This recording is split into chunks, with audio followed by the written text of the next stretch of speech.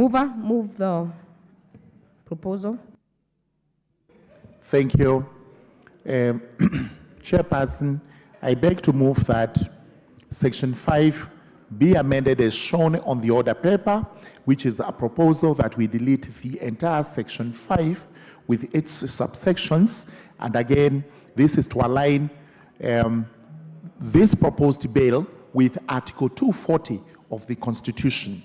It was the feeling of the committee that some of these members being introduced here cannot sit in any National Security Committee or even council, because the article is clear on the composition of the National Security Council.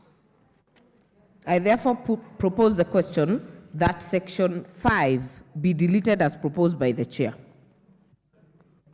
I therefore put the question that Section 5 be deleted as proposed by the chair. Will as many as are of that opinion say aye? Aye. Will as many as are of a contrary opinion say nay? The ayes have it. Section 7. Mover.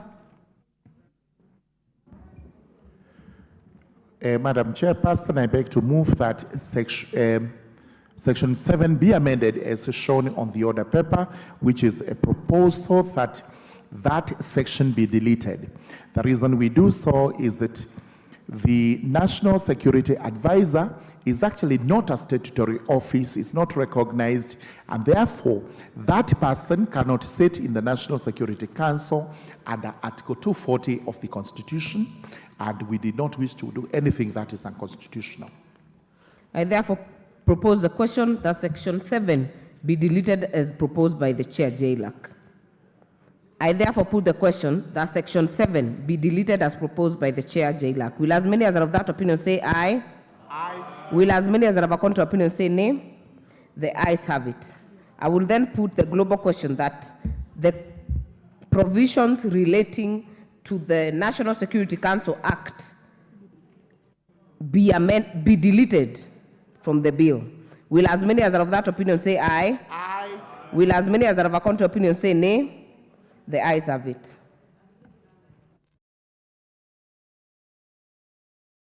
Of the Attorney General, 2012. I propose the question that the provisions relating to the Office of the Attorney General, Act 2012, be amended as proposed. Section. Yes. Section 28. Mover. Thank you. Madam Chairperson, I beg to move that Section 28 of the Office of the Attorney General Act be amended as shown on the order paper, which is a proposal that the proposed deletion be deleted. That is, it remains as it is, and the justification is that the committee was not provided with satisfactory justification for transferring the public seal from the custody of the Attorney General to the head of public service. So that is why we are saying delete what is proposed, it remains as it is. Thank you. I therefore propose the question that Section 28 be deleted as proposed by the chair, J-Lac. Member for Seme. Chair, rise to support this deletion. This is actually a very major part of our law, and just to remove it, and as the committee says, they were not provided with adequate explanation. I think the committee has done the right thing. Let's delete it. I support. Majority Leader. Chair, I also rise to support and thank the committee for that deletion. And Chair, you notice in the Commonwealth, almost all Commonwealth countries, in fact, all Commonwealth countries, the official seal is vested in the Office of the Attorney General. And this is because largely this office is seen to be a political office. And therefore, even in terms of transition, there are no issues as to who is holding the public seal. And therefore, thank the committee and support. Member for Saku. Thank you very much, Honorable Chair. Honorable Chair, I beg to support this particular amendment. The Attorney General is the state legal officer. And when anybody sues the government, actually they sue the Attorney General. So for that reason, transferring the seal, I think, was misplaced. And I thank the committee for rejecting it. Thank you, Chair. Honorable Kajwang. Madam Chair, you know the Constitution says for anything to be legal and constitutional done by the executive, it has to be written. Now, if you place the seal, that the Constitution says that the presidency can make anything legal by way of writing. If you place the seal in the same hand of the presidency, what it will mean is that the presidency will decide something, make it in writing, and because he has the seal, it becomes law, and within the Constitution, it is lawful. The Constitution separated these risks deliberately. That is why you have to run to the office of the Attorney General and bring that Attorney General and put him together with the written information from the presidency to make that information be legal. To concentrate that power in one hand would be a very big risk. And that is why I support the fact that even in a bank, you have to have 3 people, a sweeper perhaps, and a bank manager to be able to open the safe. So let the safe stay in Attorney General's office. You have to go to Arambe office and bring in the player from the Attorney General's office in order to have the seal and in order to have that written information be legal. I support. Member for Marakwet West.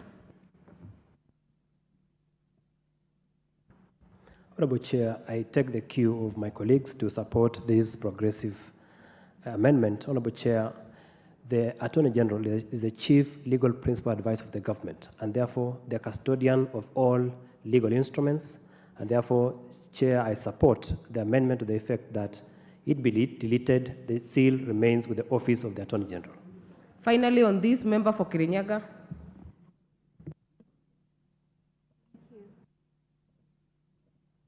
Thank you, Honorable Chair. I beg to support. Honorable Chair, governments exist in perpetuity. It is therefore in order to have the seal in custody of the Attorney General. Honorable Chair, having it in the office of the President would create a clear conflict of interest. Thank you. I therefore put the question that Section 28 be deleted as proposed by the Chair JLAC. Will as many as are of that opinion say aye? Aye. Will as many as are of a contrary opinion say nay? The ayes have it.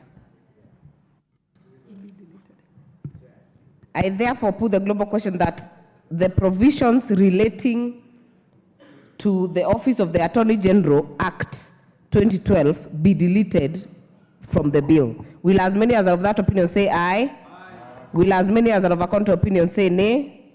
The ayes have it. Yes, the import is the same. The proposed amendments by Honorable Tongoyo falls because they were similar with Honorable Murugaras. Provisions relating to the National Government Coordination Act 2013. I propose the question that provisions relating to the National Government Coordination Act 2013 be amended as proposed. Sections 2, 8, and new 12A. Mover, kindly move. I beg to move that the National Government Coordination Act 2013 be amended in its sections 2, 7, and 8 as shown on the order paper. The purport of the proposed amendment is to amend the provisions governing the nature, functions, and qualifications applicable to the post of the head of public service. Under this amendment, the head of public service is established in the executive office of the President. The order of the office is to be recommended by the Public Service Commission for appointment by the President. It's also to assign the head of public service the role of the chief of staff to the President in the executive office of the President. And also, further, the amendment saves and translates the rights and legitimate expectations of the person who was appointed as the head of public service by the president before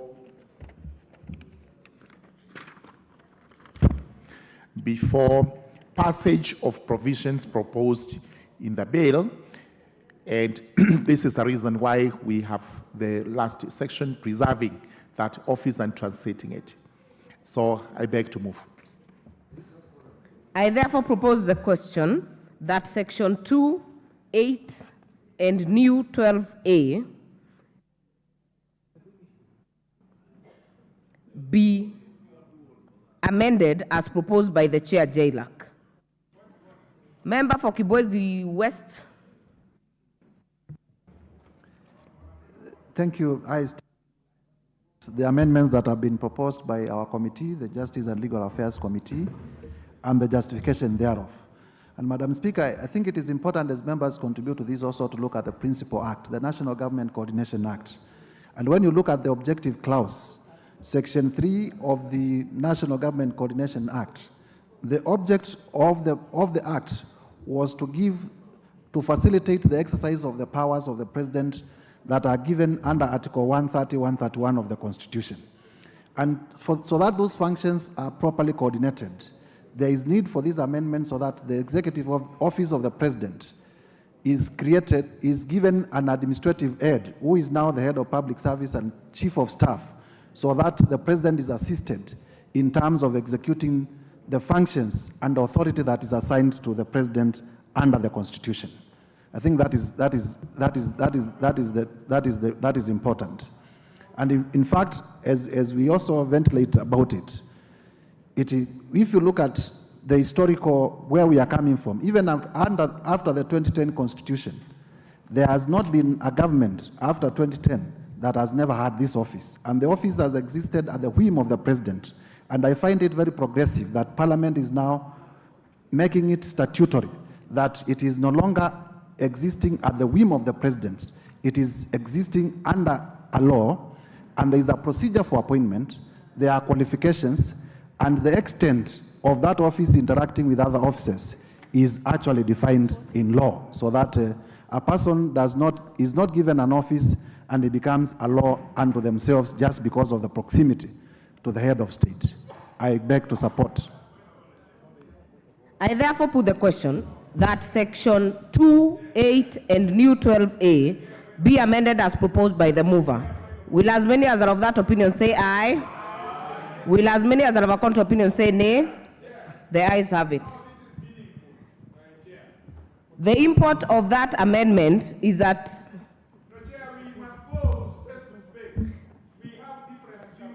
before I give the import, Honorable Kajwang, take your seat. You are now becoming disorderly. I've indulged you. You don't even have your card. Kindly take your seat. I have already put the question. I will now put the global question that the provisions relating to the National Government Coordination Act 2013 as amended be part of the bill. Will as many as are of that opinion say aye? Will as many as are of a contrary opinion say nay? The ayes have it. The import of that amendment is that the proposed amendment by Honorable Tongoyo falls because it was similar to Honorable Morugara's. We have a new section. New section 7.2.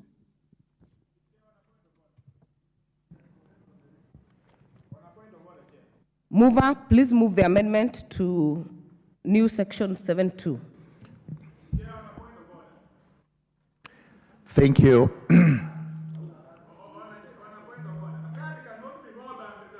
Thank you, Madam Chairperson. I move that the new section 7.2 be amended as shown on the order paper, and we've given the justification.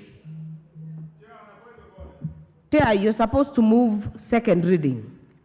You're supposed, because it's a new, it is a, yes. You're supposed to move second reading. Yes. There is nothing possibly out of order when the mover is moving. Honorable Kajwang, you're being disorderly.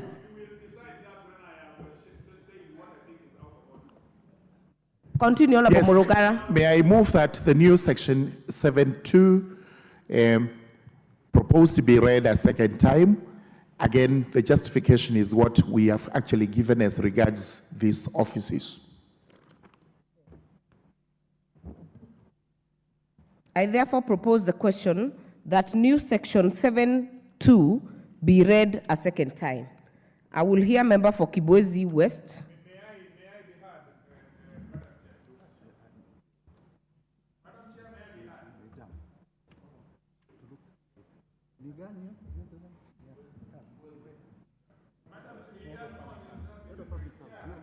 I'm looking at my board. Honorable Raso.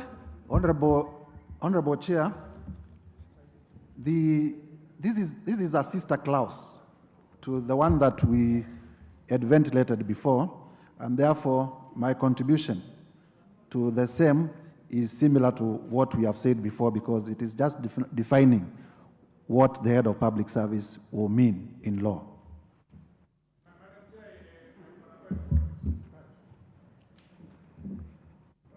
I therefore put the question that new section 7(2) be now read a second time. As many as are of that opinion say aye. As many as are of a contrary opinion say nay. The ayes have it. I therefore propose the question that new section 7(2) be part of the bill. Member.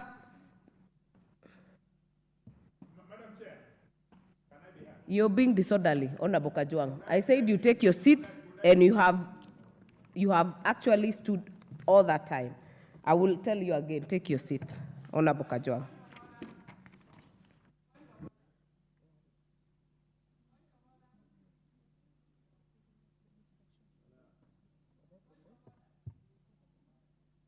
Allow me to propose again that new section 7(2) be part of the bill. I put the question that new section 7(2) be part of the bill. Will as many as are of that opinion say aye? As many as are of a contrary opinion say nay? The ayes have it.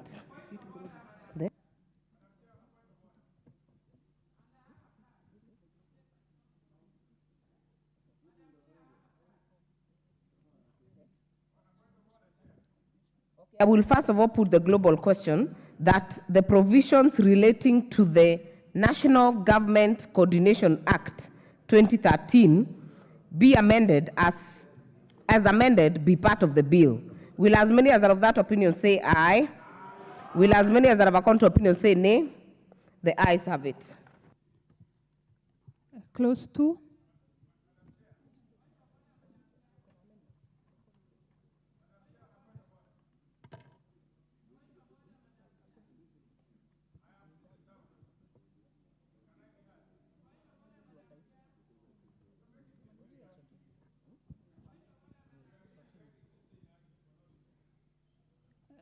Clause 2.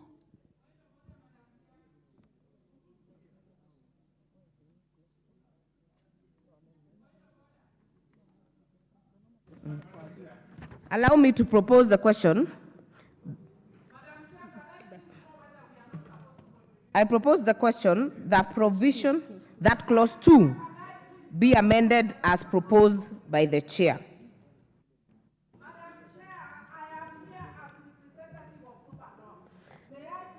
Be in your place, Honorable Millie.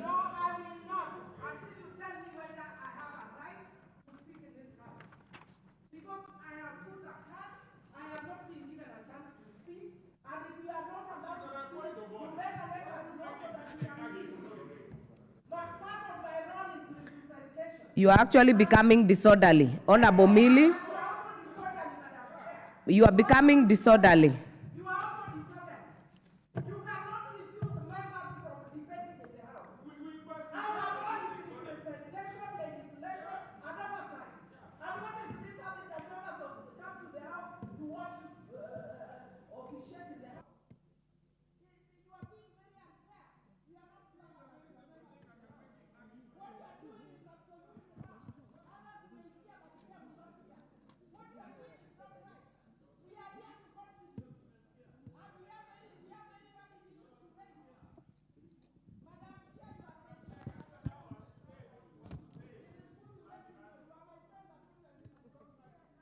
Honorable Millie, I had not even gotten to you. You have become disorderly and you have come to shout at the chair, it is disorderly.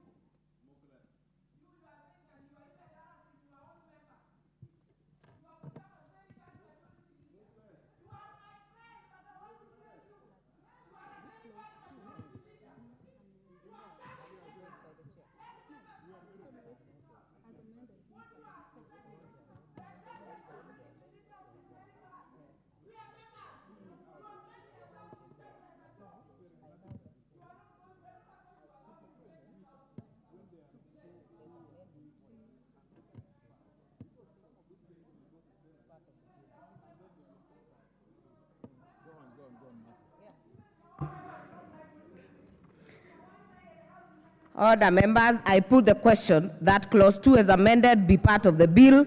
Will as many as are of that opinion say aye? Will as many as are of a contrary opinion say nay? The ayes have it. Title. I put the question that the title be the title of the bill. Will as many as are of that opinion say aye? Will as many as are of a contrary opinion say nay? The ayes have it. Go on. Clause 2.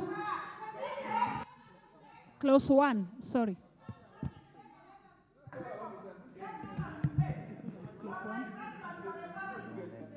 I put the question that clause 1 as amended be part of the bill. Will as many as are of that opinion?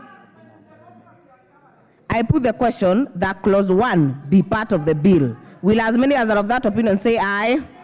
Will as many as are of a contrary opinion say nay? The ayes have it.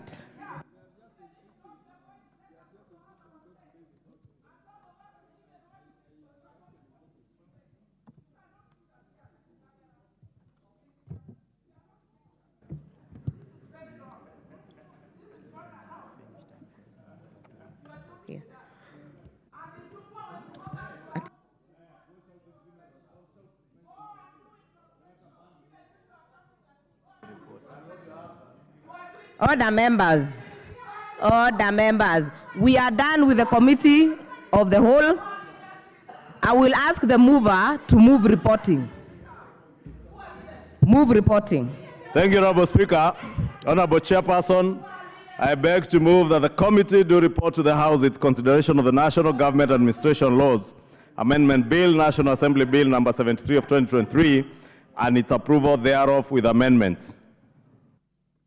I therefore put the question, which is that committee do report to the House its consideration of the National Government Administration Laws Amendment Bill, National Assembly Bill number 73 of 2023, and its approval thereof with amendments. As many as are of that opinion say aye. Aye. As many as are of a contrary opinion say nay. The ayes have it.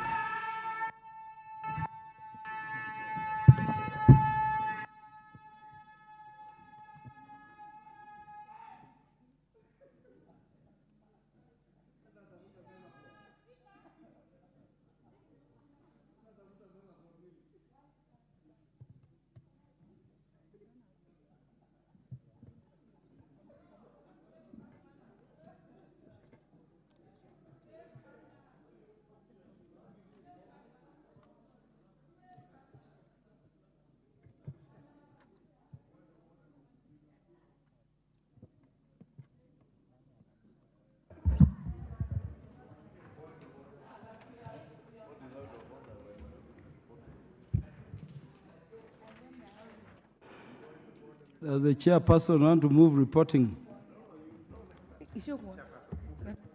Chairperson to move reporting. Honorable Speaker, I beg to report that the Committee of the Whole House has considered the National Government Administration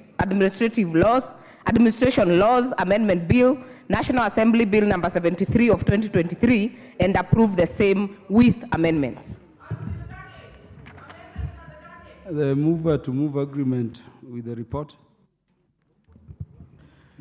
Honorable Speaker, I beg to move that the House do agree with the committee in the said report, and also request the Honorable Njeri Maina, the very calm Njeri Maina, to second the motion for agreement with the report of the Committee of the Whole House.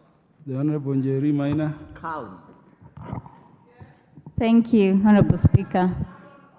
Honorable Speaker, you know, Millie Odhiambo is a very good senior lawyer, and I am wondering what is happening on the floor of Parliament, because we are here to learn as young members. Honorable Speaker, I hereby second. The Honorable Njeri Maina, you are standing and you have the mic for some specific purpose. Could you go to it? That is where I was, Honorable Speaker. Yeah, please. Honorable Speaker, I hereby second. Thank you.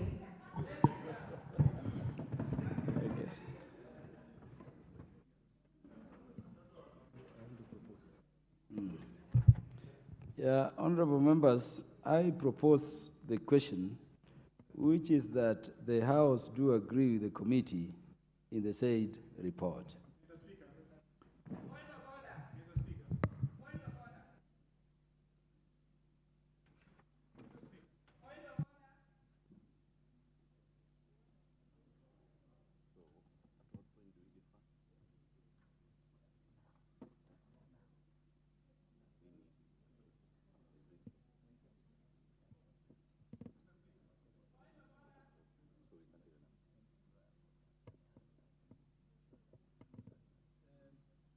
Did I hear the Honorable T.J. Kajo? Yes.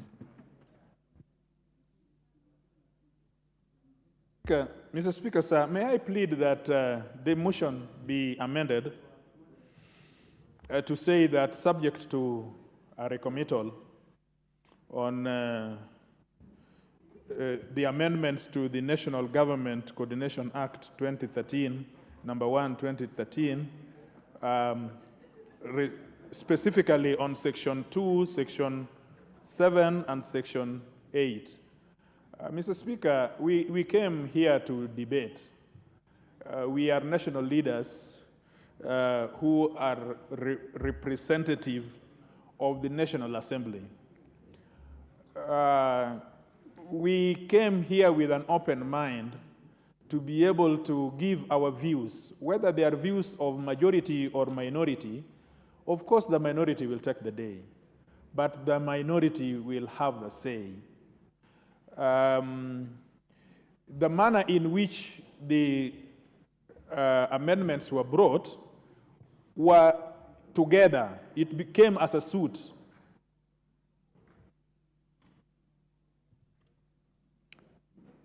Mr. Speaker, it came as a suit that the mover or the chair was allowed to move Section 2, Section 7, and Section 8.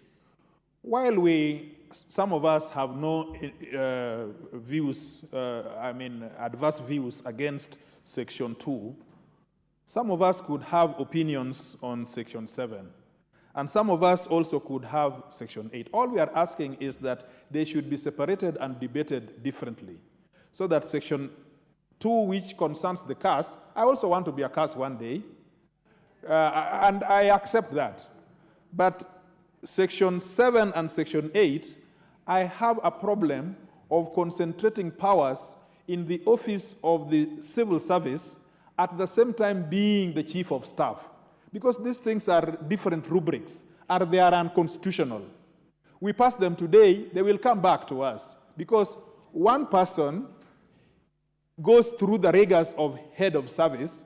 Another person is a mutu wa mkono for the president. Chief of staff is somebody that the president will appoint. So how do we oversight as a House? How do we oversight a chief of staff who has been brought by the chair? So this is the point I'm making, that could we recommit this to the House in committee so that we can debate it, whether we are minority or whether we are majority. Let the majority have it, but let minority be heard. Thank you. Yeah, Honorable Kajwang, as I give the other members opportunity to speak to the matter that you are raising, because I've proposed the question, you are an old member of the House. I wanted to request you to approach the clerks so that if you indeed intend to recommit, you are fully compliant with the standing order provisions on recommittal. And I don't think that should be a problem. If you want to recommit, decisions of the House ultimately are made on the vote, isn't it? Honorable Millie Odhiambo.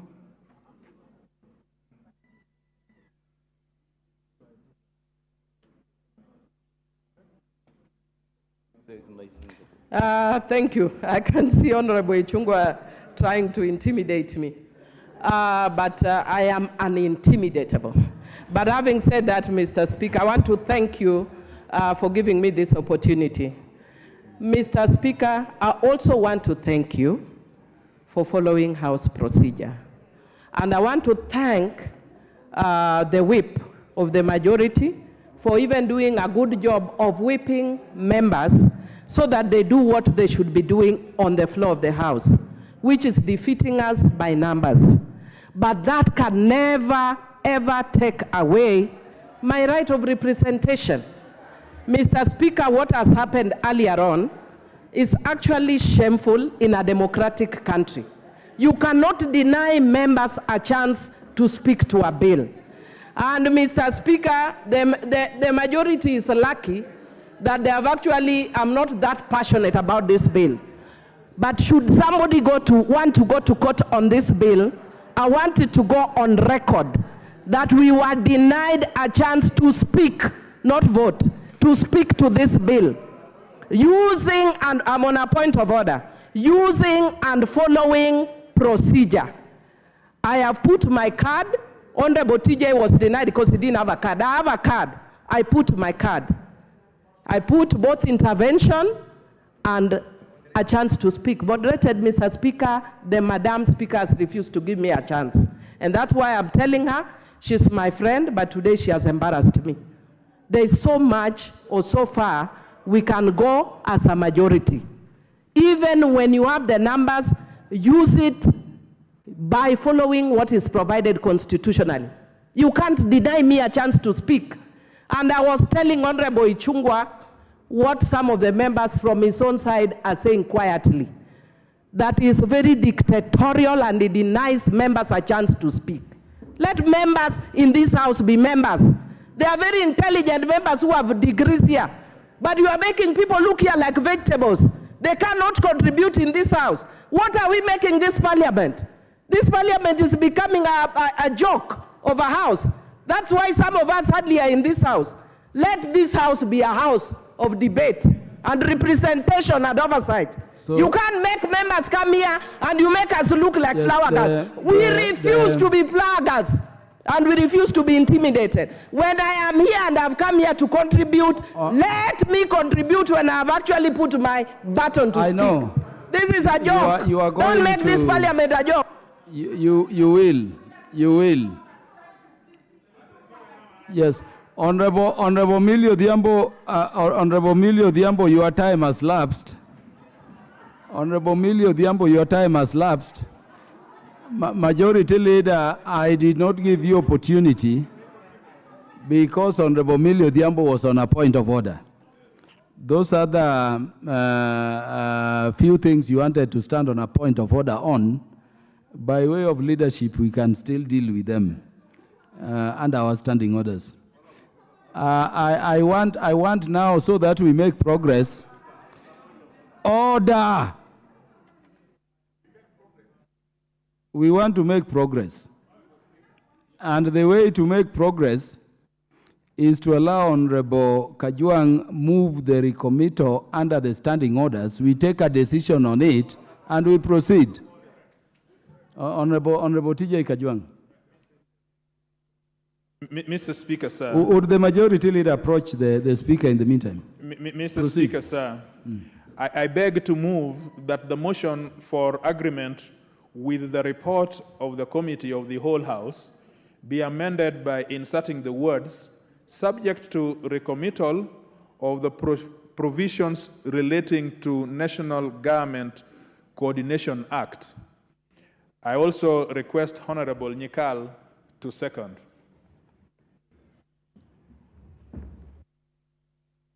Honorable Nyikal, give Honorable Nyikal the mic. I second.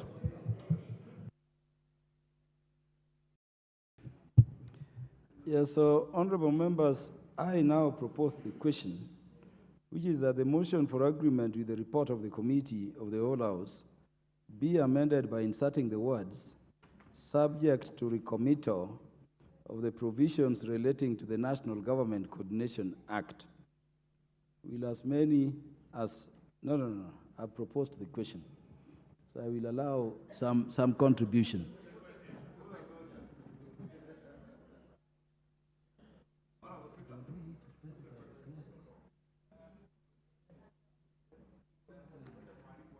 The Honorable TJ Kajwang, did I hear you to seek recommittal of the whole act? Or you are particular to particular clauses? No, it's not debating. It's not debating. You can see I'm being assisted by the systems. I want to be sure, Honorable Baya, Honorable Kajwang, I want to be sure about what we are subjecting for deliberations by the House, for the House's consideration. So I'm asking whether it was a recommittal of the whole report and the whole bill, or it was to specific sections. Could you give us that clarification? Yes. Mr. Speaker, I want to be fair to the House. I also want to be fair to the Majority Leader who has this bill. And I want to be fair to the Office of the Speaker. I am requesting recommittal only to provisions that relate to Section 2, Section 7.2, and Section 8. That is very clear. Honorable Bayer, we have been in this house You for a very long said Section time. 2? We are old people. We can't mislead. You said Section 2? Section 2, Section 7, subsection 2, and Section 8. And Section 8. And and Section 8. And now for clean records, would you move for recommittal again specific to those clauses? Thank you, Mr. Speaker. Honorable Speaker, I beg to move that the motion for agreement with the report of the Committee of the Whole House be amended by inserting the words subject to recommittal of the provision of the National Government Coordination Act 2013, number 1 of 2013, specifically Section 2, Section 7, subsection 2, and Sections 8 as proposed. Thank you. Who is seconding? I ask Honorable Nyikal, you can now second. Thank you, Mr. Speaker. I second this, but we really must understand what we have come for. It is important that issues are debated, particularly important issues. To use the House to block is actually unfair. Now, what has happened now is what is important. You're seconding. I'm seconding, and I'm saying why I'm seconding.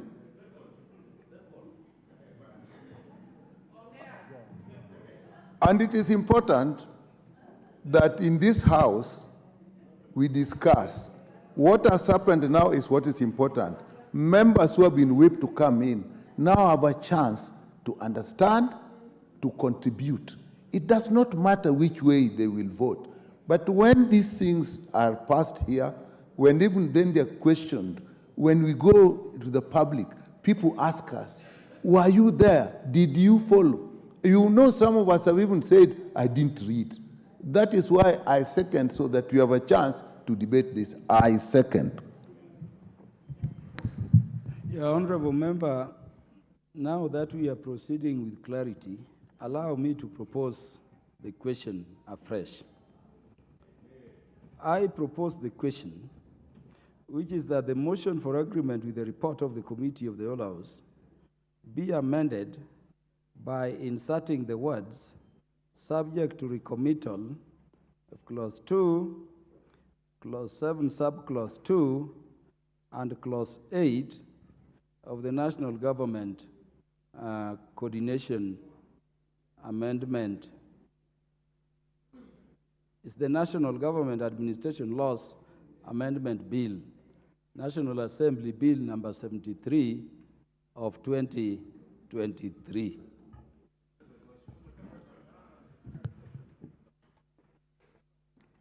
So, do we have interest on this? Honorable Kajuang, I have Honorable Owen Bayer. You want to say something? It is Honorable, the Majority Leader. Yes. You take precedence. Yes. You take precedence. You don't need to use Honorable Owen Bayer to speak. You know, I dropped my card as I rushed back after mobilizing the team to come back, Honorable Speaker, but thank you for indulgence. Honorable Speaker, I object to that recommittal, Honorable Speaker, and therefore would beg that you just put the question. There was absolutely no reason to recommit that clause, and I know the issues that Honorable TJ Kajuang had consulted me over. We had discussed that there are issues that can be addressed later with the kind of segregation he had desired. And since he's a member of the committee of JLAC that considered this bill, is among the issues that would also have been considered by the committee at the committee stage, Honorable Speaker. And it's also not true, Honorable Speaker, that members have not had an opportunity to debate this particular bill. We are not in second reading. We're in the third reading of this bill, Committee of the Whole, Honorable Speaker. And therefore, members, including my good friend, the Honorable Millie, had an opportunity to debate all the clauses and all the provisions of this particular bill. And therefore, Honorable Speaker, we should not sit here as elected members of Parliament to listen to people telling us that they will go to court. Courts are open every day for people to go walk to court and do whatever you want to do in court. But when you are elected as a legislator, you come to the House at the right time, at the appointed time, at 2:30 p.m., like the Honorable Nyikal does every day, or the Honorable Kajuang. They are always here at 2:30. I was with the Honorable Kajuang here at noon for the House Business Committee.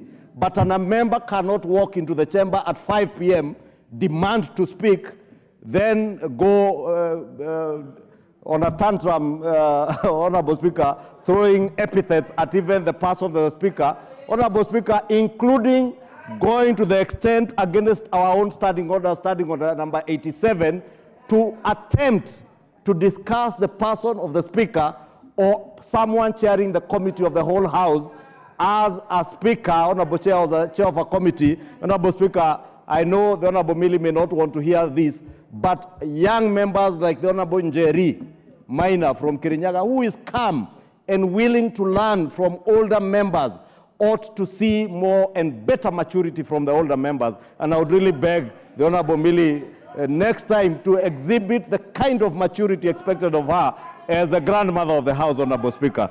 Thank you, Honorable Speaker. And I oppose this particular recommittal and urge the entire House to oppose the recommittal.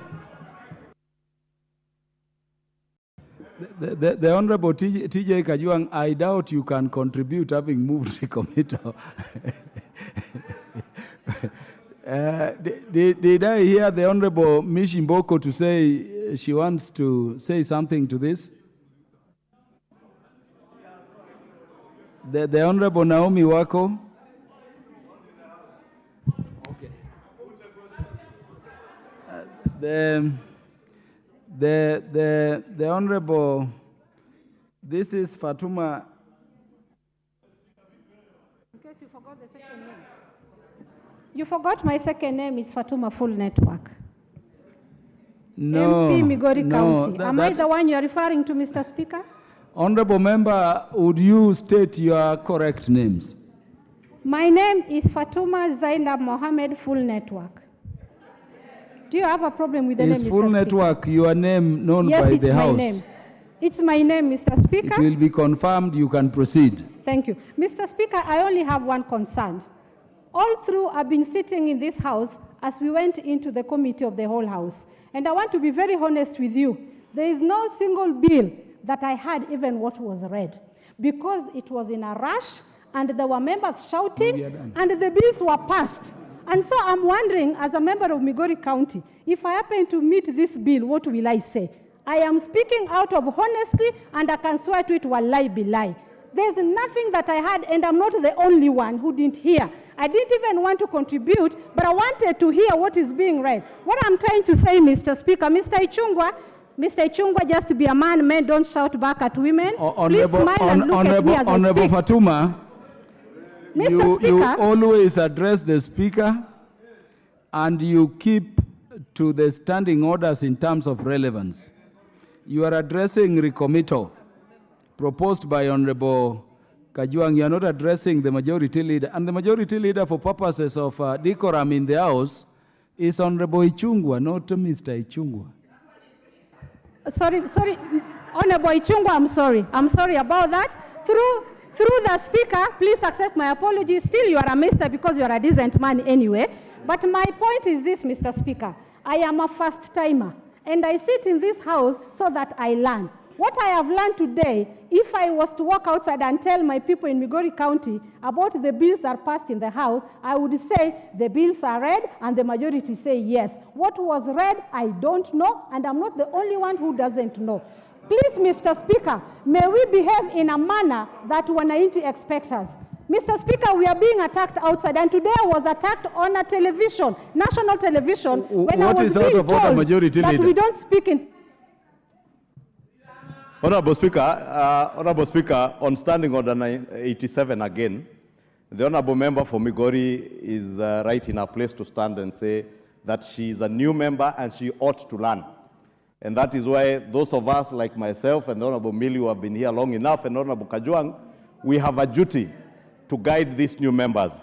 And the member for Migori was to speak on the recommittal by the Honorable TJ Kajwang. What I have listened to her saying, she is not speaking to the recommittal, she is telling the people of Migori that she does not know what is happening in the House. And you know, you cannot stand in the House and announce to the people who voted for you that you do not know what is going on. They voted for you because they believed you are the best, among us the best in Migori. Therefore, I would guide you, the member for Migori.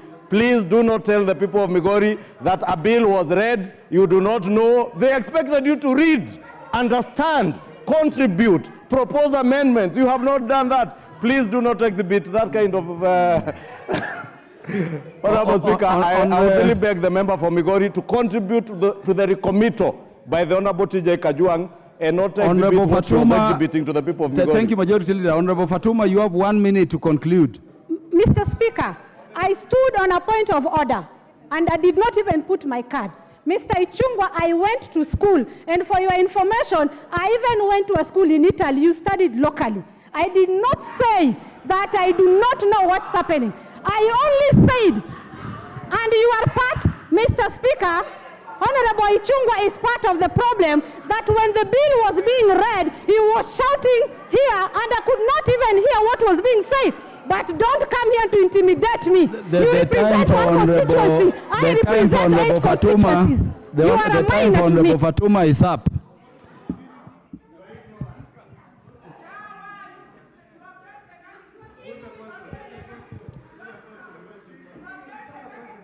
Order.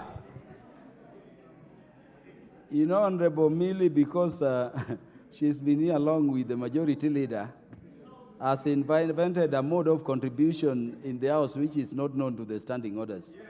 I saw her dance at the majority leader. That is a mode of debate only known to the two of you, and it can only be outside the House. Don't do it here again.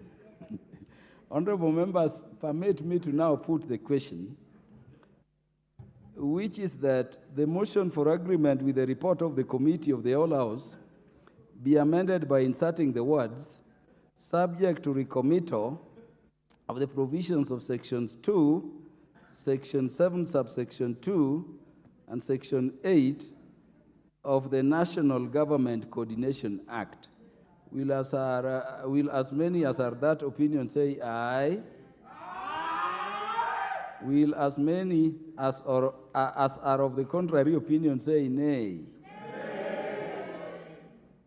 The nays have it.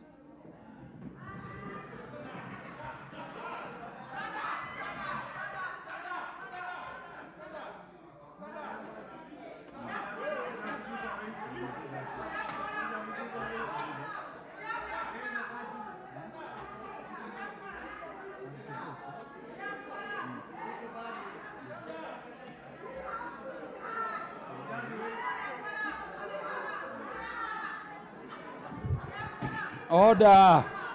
Order, honorable members. Order. Order. Honorable members, we revert to reporting, and I now put the question, which is that the House do agree with the committee in the said report. As many as are of that opinion say aye.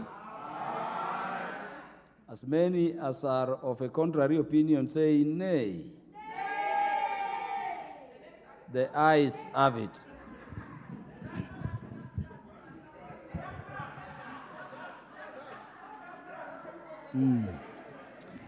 Mover. Honorable Speaker, I beg to move that the national... Mover to move third. Honorable Speaker, I beg to move that the National Government Administration Laws Amendment Bill, National Assembly Bill number 73. Order, Majority Leader. The Honorable T.J. Kajuang and the Honorable Millie Odhiambo, you cannot call for division when only two of you are standing.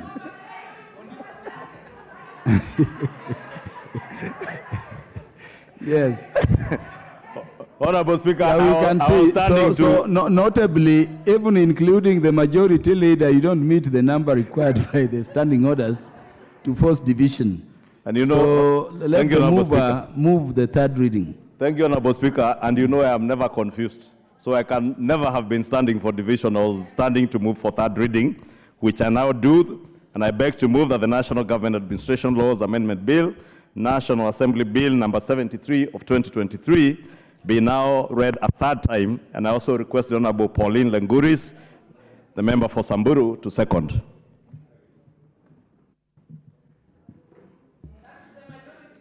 Give her the mic. Thank you, Majority Leader. I second. Did I hear Honorable Millie say you, Mr. you are the Speaker, Majority Leader? I second.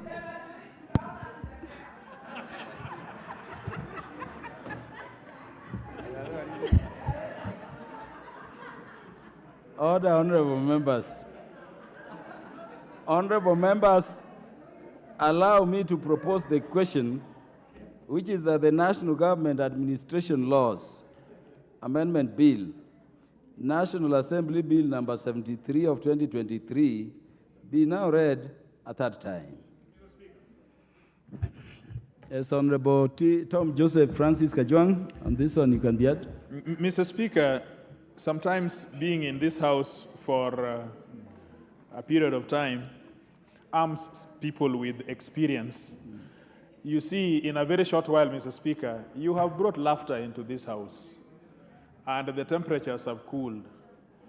But just before you came in, we had members who I think should be here for a third time, so that when they become chair of committees, they know exactly how to handle committees. But Honorable T.J. Kajuang, Mr. Speaker, you cannot discuss the chair or the presiding officer before a speaker without a substantive motion. You even put the speaker in a very awkward position, you understand? So could you deal with the debate absent that? I withdraw those statements. But, Mr. Speaker, this will haunt us. It will come back to us someday. I'm not going to go to court. I'm no longer a lawyer. I'm a legislator. This is my place to say things, and things must be done here. And so I must not threaten anybody about court of law. Those court of law will take their chance. But Mr. Speaker, you know, this is still going to another house. The point we are making is a very simple one. Mr. Speaker, to join the head of service at the same time to be the chief of staff are two different nomenclature. One is a public officer that we oversight because he is the head of service. But the other is an appointee of the president who at best is a minister. He's a minister. If you go to all the Commonwealth, a chief of staff is almost as a minister. A president decides who becomes, in fact, this is a person who actually can go to the kitchen of the president. And is allowed worldwide to take his most loyal person to be the chief of staff. But the head of civil service is another matter. He need not be the person who is most loyal to the president. He need to be a person who is loyal to the country, so that we can oversight him. These are issues, big issues, which will still come back. Other people will interpret it. Maybe the courts of law, I do not know. Maybe the Obutatas will take these things to the court of law, I don't know. But I can tell you that this is unconstitutional to the extent that it is mixing public service and the chief of staff. It is very unconstitutional. But because the majority have said so, so be it.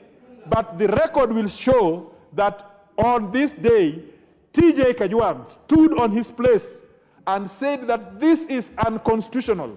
And I am sure the person who is the head of civil service, who is also the chief of staff, is watching this. He may push it for all I care, but it is still unconstitutional. Unconstitutional. Thank you, Chair. The Honorable Millie Grace Akoth Odhiambo Mbona, the MP for Suba North. Mr. Speaker, for giving me this chance. Mr. Speaker, I just want to thank Honorable Kajwang for what is indicated. Our concern is that when you are a member of parliament, you must be heard, because that is our representation role. And one of the things that I wanted to say earlier to the bill is the issue of unconstitutionality of some of the issues that are being raised. And I know we don't have the numbers, so Honorable Ichung'wah could have easily raised his members to defeat, but having had a chance for us to speak. And I'm hoping the majority side can take cognizance of the things that we are saying for purposes of human rights and good governance. And Mr. Speaker, I just want to say that I am proudly serving as a third member, a third term elected. If you add as nominated, I'm serving my fourth term. So I'm very familiar with when the real business of the House is. And especially because of the jokes we've been having here, I don't come for the time of any other business. I come to the House when we deal with real issues, legislation that affects lives. And that's why, Mr. Speaker, I was here in time to deal with this issue. So I just want to encourage my loving sister Njeri, please learn from me. I am serving my third term, senior most woman member of parliament. Honorable Ichung'wah, please underline that. And as my sister is learning from me, she will come back 3-4 times and even become governor because she's learning at my feet. But if you follow somebody like Ichung'wah, who I'm told has not gone to Italy to study, you will fail miserably. So please, follow the Honorable Millie Odhiambo of this House, who can do excellent work. And I just want to tell Honorable Ichung'wah that I actually won. Even having called the former president names, they still recognize my sterling work in this House for the work that I've done and the work I continue to do. And the work I will continue to do. This you cannot take away from me. Sharp to the core. Thank you. I don't support. The Honorable Millie Odhiambo, the only thing you forgot today was to remind Honorable Ichung'wah that you are with the President in school at the same time.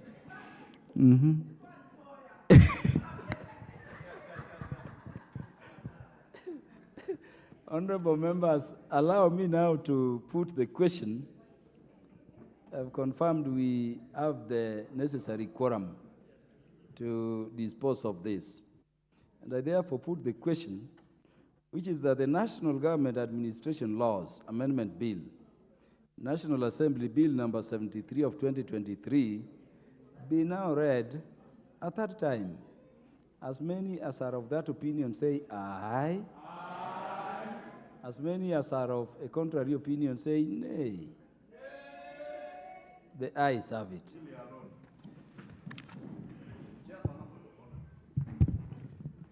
A bill for an act of parliament to make various amendments to statute law on national government administration and for connected purposes.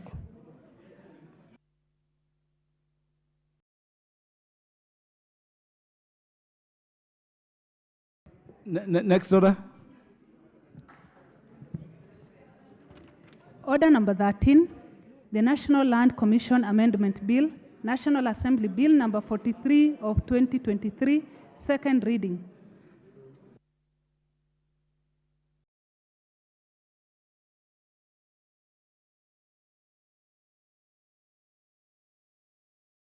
Yes, Majority Leader. Thank you, Honorable Speaker. Honorable Speaker, I again rise on Standing Order number 87. Because, Honorable Speaker, as was being canvassed by the Honorable Millie, those of us that have been here long enough have a duty of care to those who are new. And it is not fair, Honorable Speaker, if you can protect me from that noise. Order! Those members who are engaging in other national duties outside the House can leave quietly. It is a member for Soy. They can leave quietly. Those members, the Honorable Ngeleche, I know you are busy with some other parliamentary duties outside of the plenary. You may leave quietly so that the Majority Leader can be heard in silence. Honorable Speaker, I was saying, and you've rightly put it, when the Honorable TJ attempted to take that route of discussing the conduct of a chair of a committee of the whole, who is sitting in on behalf of the Speaker. But, Honorable Speaker, during the committee of the whole, the Honorable Millie Odhiambo attempted to do the same, to not only discuss the conduct of the person, of the chairperson, but to throw epithets at the person who was chairing the committee of the whole. And I want to agree with Honorable Millie that the likes of the Honorable Njeri have a lot to learn from those of us who are older here, and therefore we must not leave it to pass. And we must, Honorable Speaker. Honorable Millie Odhiambo, allow the Speaker to listen to the Majority Leader. Well, if you have something to say, you will surely have your chance to do so. Let us debate and let us listen. Honorable Speaker, I was saying because the chair of the committee at the time even tried to... Honorable Millie, the Honorable Majority Leader is on a point of order. And I can assure you, you risk being declared disorderly.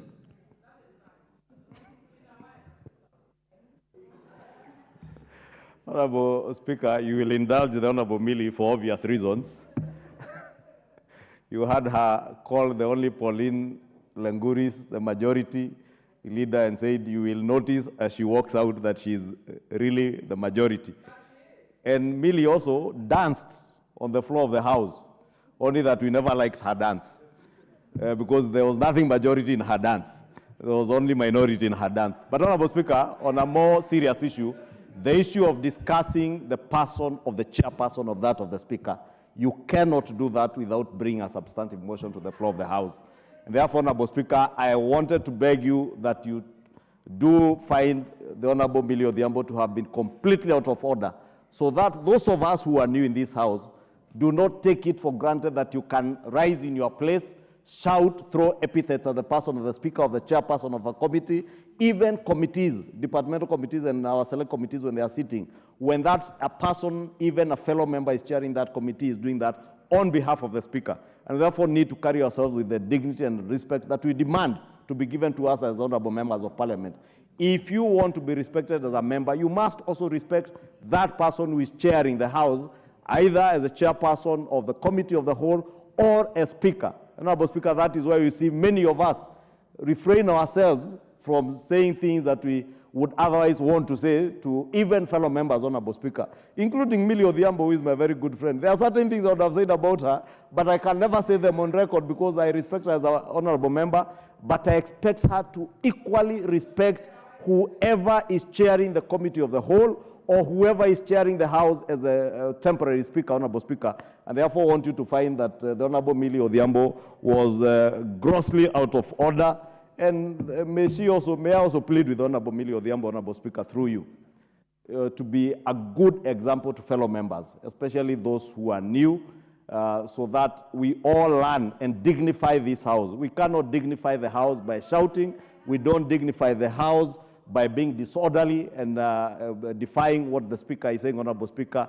We dignify the house by being honorable members, Honorable Speaker, and I really want to beg that moving forward, even the Honorable Millie Odhiambo will allow the 20 years of experience that she has gained in this house to be a member in good standing even with fellow members, so that the member for Migori, the member for Busia, the member for Kirinyaga can learn from, Millie today is the grandmother of the house. She is the oldest female member of the house. She is the grandmother of the house.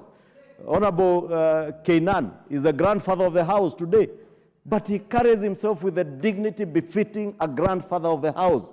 I therefore really want to beg the Honorable Millie. I know there are moments of humor, but also that should come with some dignity to the house and to herself as the grandmother of the house, or what is popularly called shosh in the parlance out there. And she is indeed the shosh of the house, but I want to beg her to also dignify that position of a ranking member of the house and the grandmother of the house. Thank you, Honorable Speaker. Honorable Millie, you certainly don't need to rise on a point of order.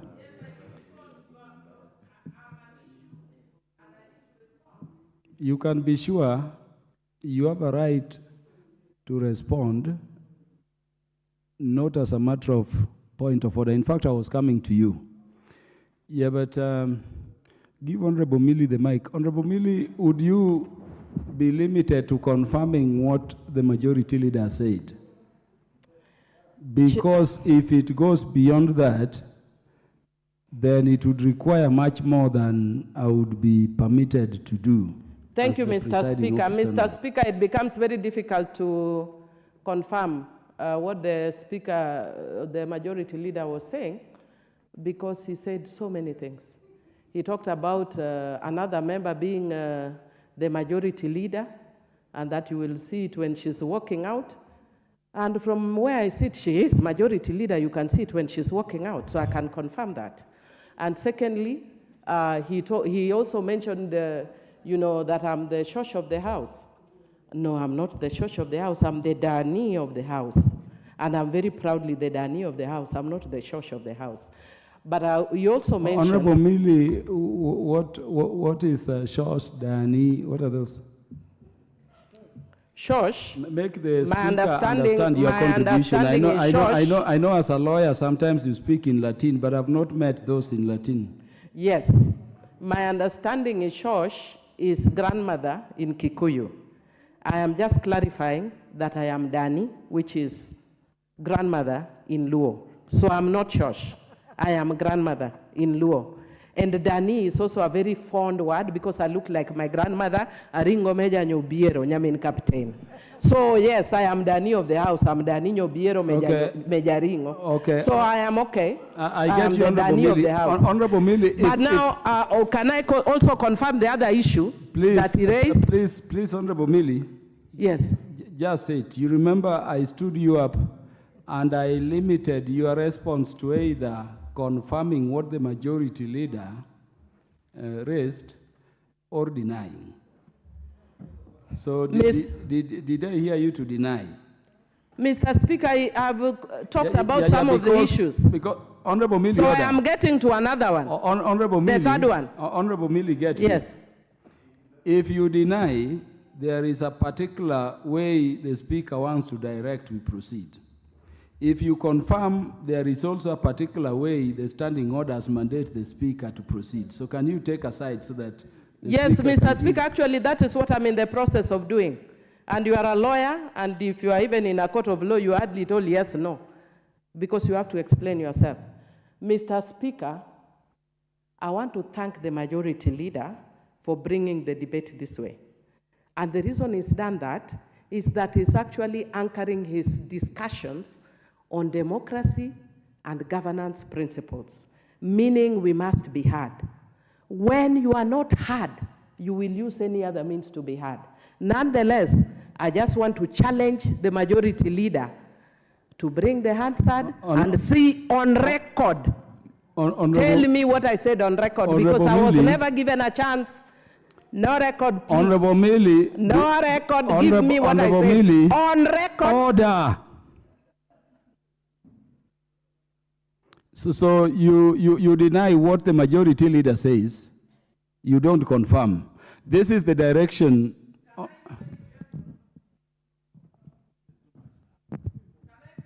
Honorable Millie, I've understood you.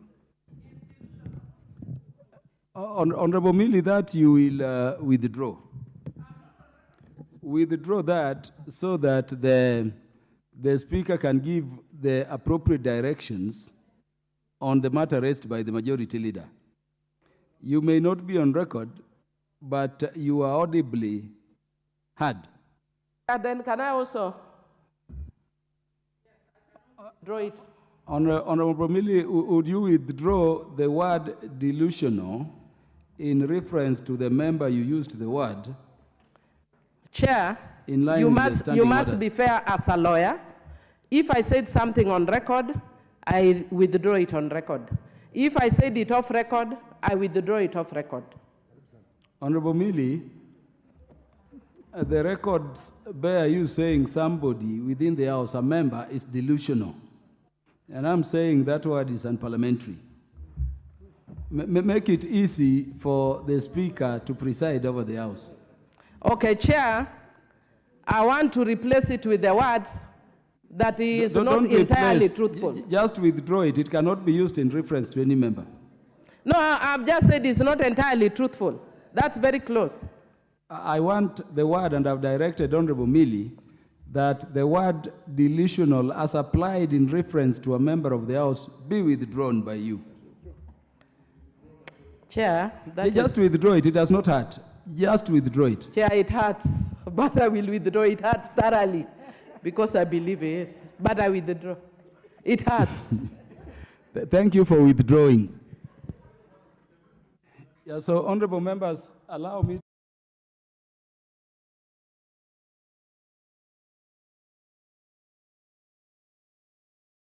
Majority leaders raised concerns decorum within the House and the manner in which we should proceed while on the House during debate, whether in the plenary or in the committee of the whole.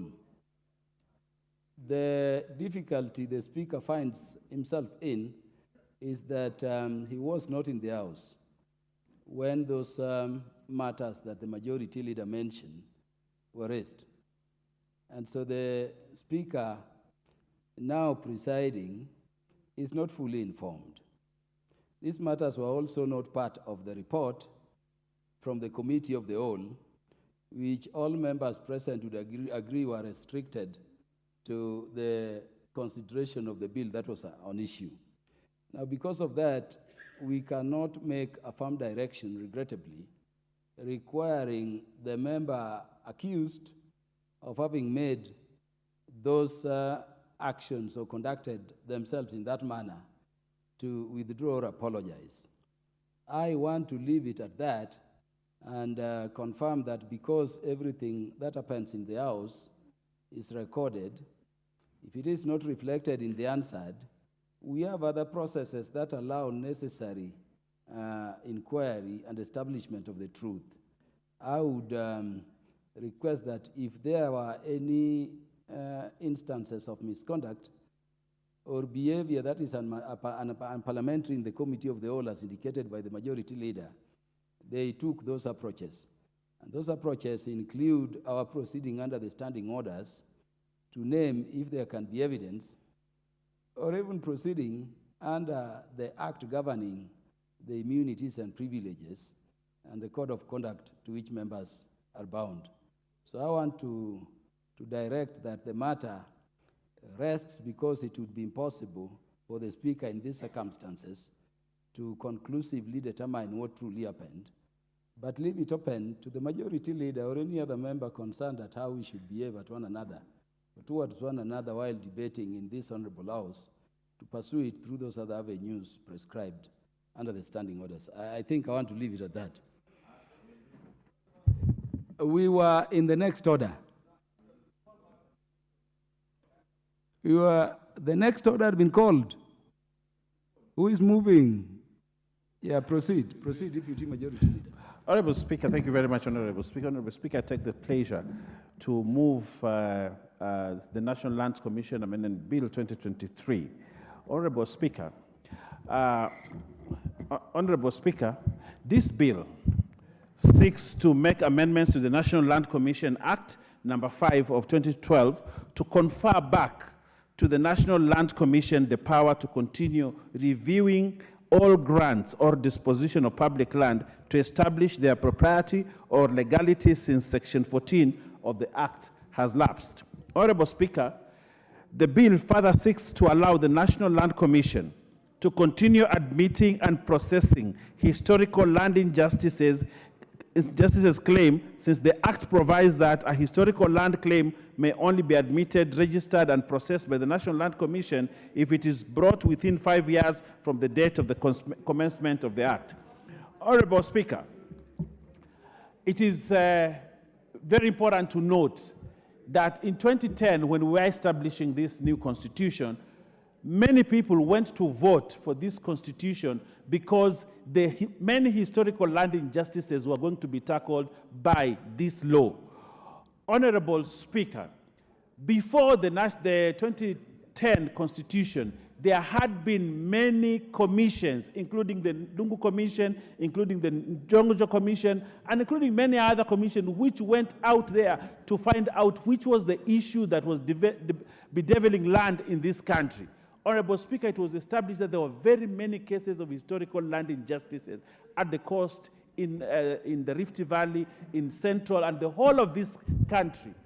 And the conclusion was we needed a body, an institution that would handle historical land injustices in this country. And therefore, the National Lands Commission was born with one of the key mandates under Article 67, to look and establish what were the issues and tackle them and give the people a reprieve. And that is why, Honorable Speaker, the National Lands Commission was born. But then, the new law that came in, the National Lands Commission Act, came in and limited the operation of the Constitution by putting a limit, a time limit to it. And yet, the Constitution did not put a time limit. But a statute of this House was prepared under the National Lands Commission bill, and that bill put a time limit on handling historical land injustices. It put a limit also on review of grants, which actually a court in this country has ruled that this law, or that section, which gave a limit, a time limit to investigating historical land injustices, was actually unconstitutional. Honorable Speaker, we have an opportunity today, as we move in this bill, to actually right that wrong, that we put a time limit to historical land injustices in the law. So what does this bill what does my amendment mean? Honorable Speaker, the National Land Commission Act, Section 14, subsection 1, which reads that subject to Article 68C4 of the Constitution, the Commission shall, within 5 years of the commencement of the Act, on its own motion or upon a complaint by the national or county government, a community or an individual, review all grants or disposition of public land to establish their propriety or legality is amended by deleting the expression within 5 years. So what we are doing in this law is to delete the expression within 5 years. This expression within 5 years has actually killed National Lands Commission. And yet, National Lands Commission is a constitutional body which the Constitution did not give a time limit, but a law within this House, that was done in this House, actually gave a time limit. And it has many people, especially at the coast and many other places, have lost hope, Honorable Speaker, because of that time limit. So what we are going to do in this law, in my amendment, is we are going to strike out the part that reads within 5 years of the commencement of the Act and leave it open so that as many cases can be received by the National Lands Commission, they can be handled and determined. And that is the essence. Secondly, Honorable Speaker, the bill further proposes to amend Section 14 of the National Land Commission Act by deleting subsection 9, which provides that the Commission may, where it considered it necessary, petition Parliament to extend the period for undertaking the review specified in subsection 1. Honorable Speaker, when the law lapsed, no other body came to this Parliament to request an extension. But by the virtue that we are deleting that section that says within 5 years, therefore, subsequently, we also must delete Part 9 or Section 9 of that law. Honorable Speaker, currently, the Commission receives a budget from this National Assembly.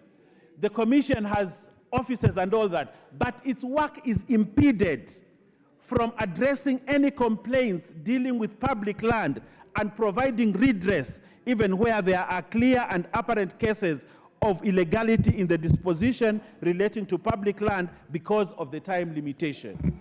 Honorable Speaker, today as we speak, the National Lands Commission is a lame duck, is a dog that cannot bite. It's an institution that is there that is not helping. Because of that, there are many cases that were received actually from the coast on public land that was stolen, on reasons why today there are so many squatters that this government is allocating a lot of money to go and buy land, which on its own should not have been bought, is because we have killed National Lands Commission. But Honorable Speaker, we have hope, an array of hope for the many squatters that are out there that have been waiting for justice for many years.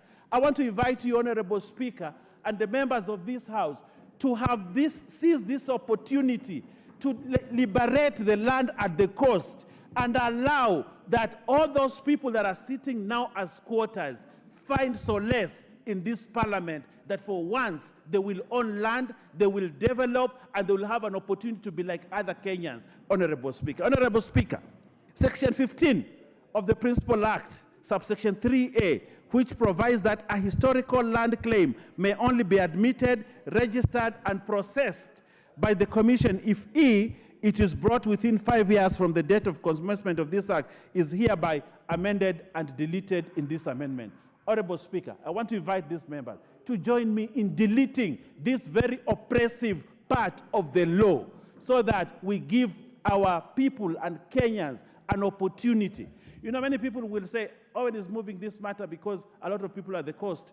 There are people in the Rift Valley, especially in the Kericho region, who are suffering because of this part. They want to bring petitions to the National Lands Commission to get help, but they cannot get help because of this unconstitutional provision that was put in the law.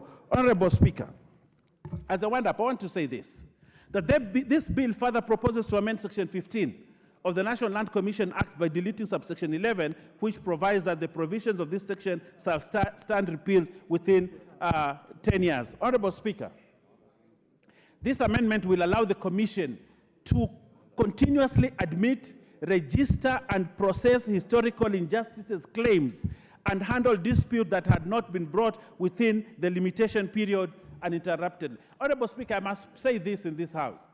There are many people who are afraid out there. And they are peddling lies that Owen's amendments will actually make people investigate private land. I want to put it on record in this house. All that private land was once public land.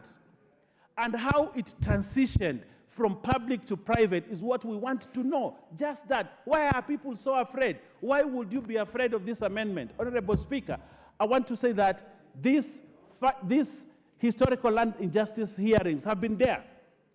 It has not done any harm to anyone. The National Lands Commission has been doing listening and all that, and nobody has really been targeted or anything. But today we are bringing this amendment and people saying, oh, you know, we are targeting. We are not targeting. We want squatters in this country to have an opportunity to own land. Those people who have historical claims, those who went to the Nchonjo Commission, those who went to the Ndungu Commission, those people who went to many commissions, we have a reprieve in the National Land Commission, Honorable Speaker, where we can take our claims. They will be heard by the commissioners, and a determination will be made. If you did not steal any public land, you will have your land. But if you stole public land, and that land had people who were there before, please give it up because it belongs to those people. Honorable Speaker, as I conclude, the amendment to Section 15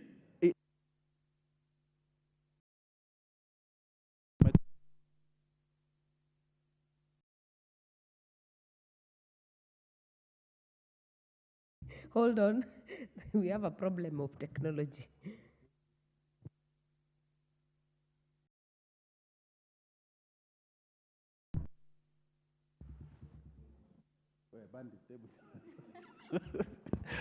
Honorable Speaker, sorry, you know Cupcake is my friend, so I can say a few things to him.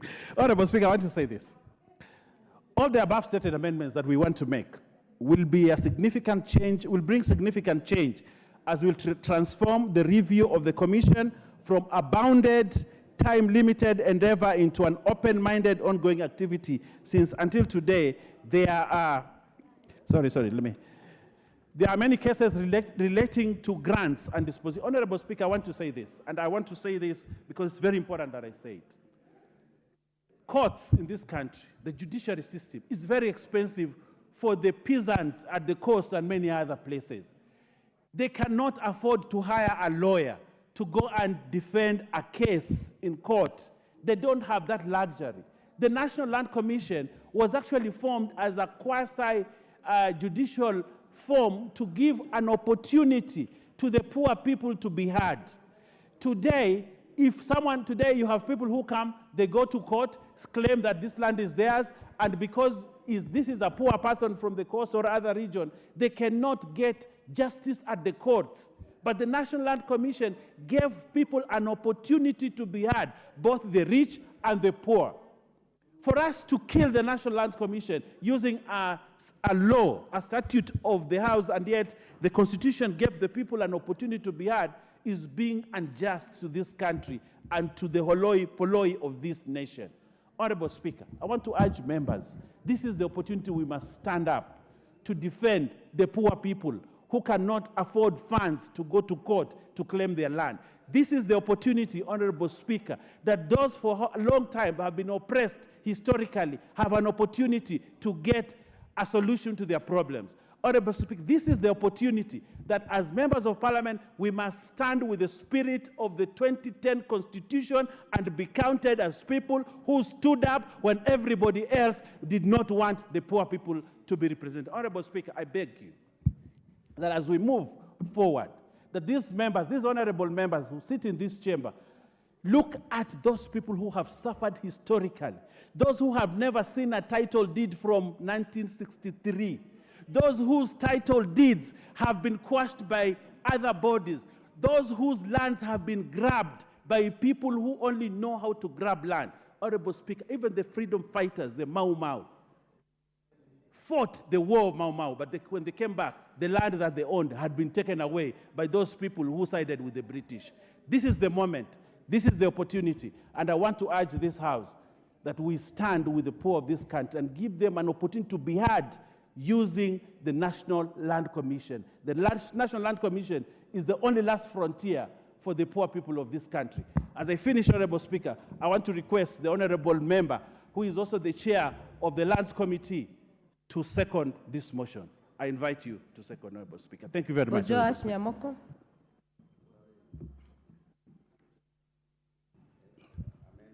Thank you, Madam Speaker, for the opportunity for me to second this motion.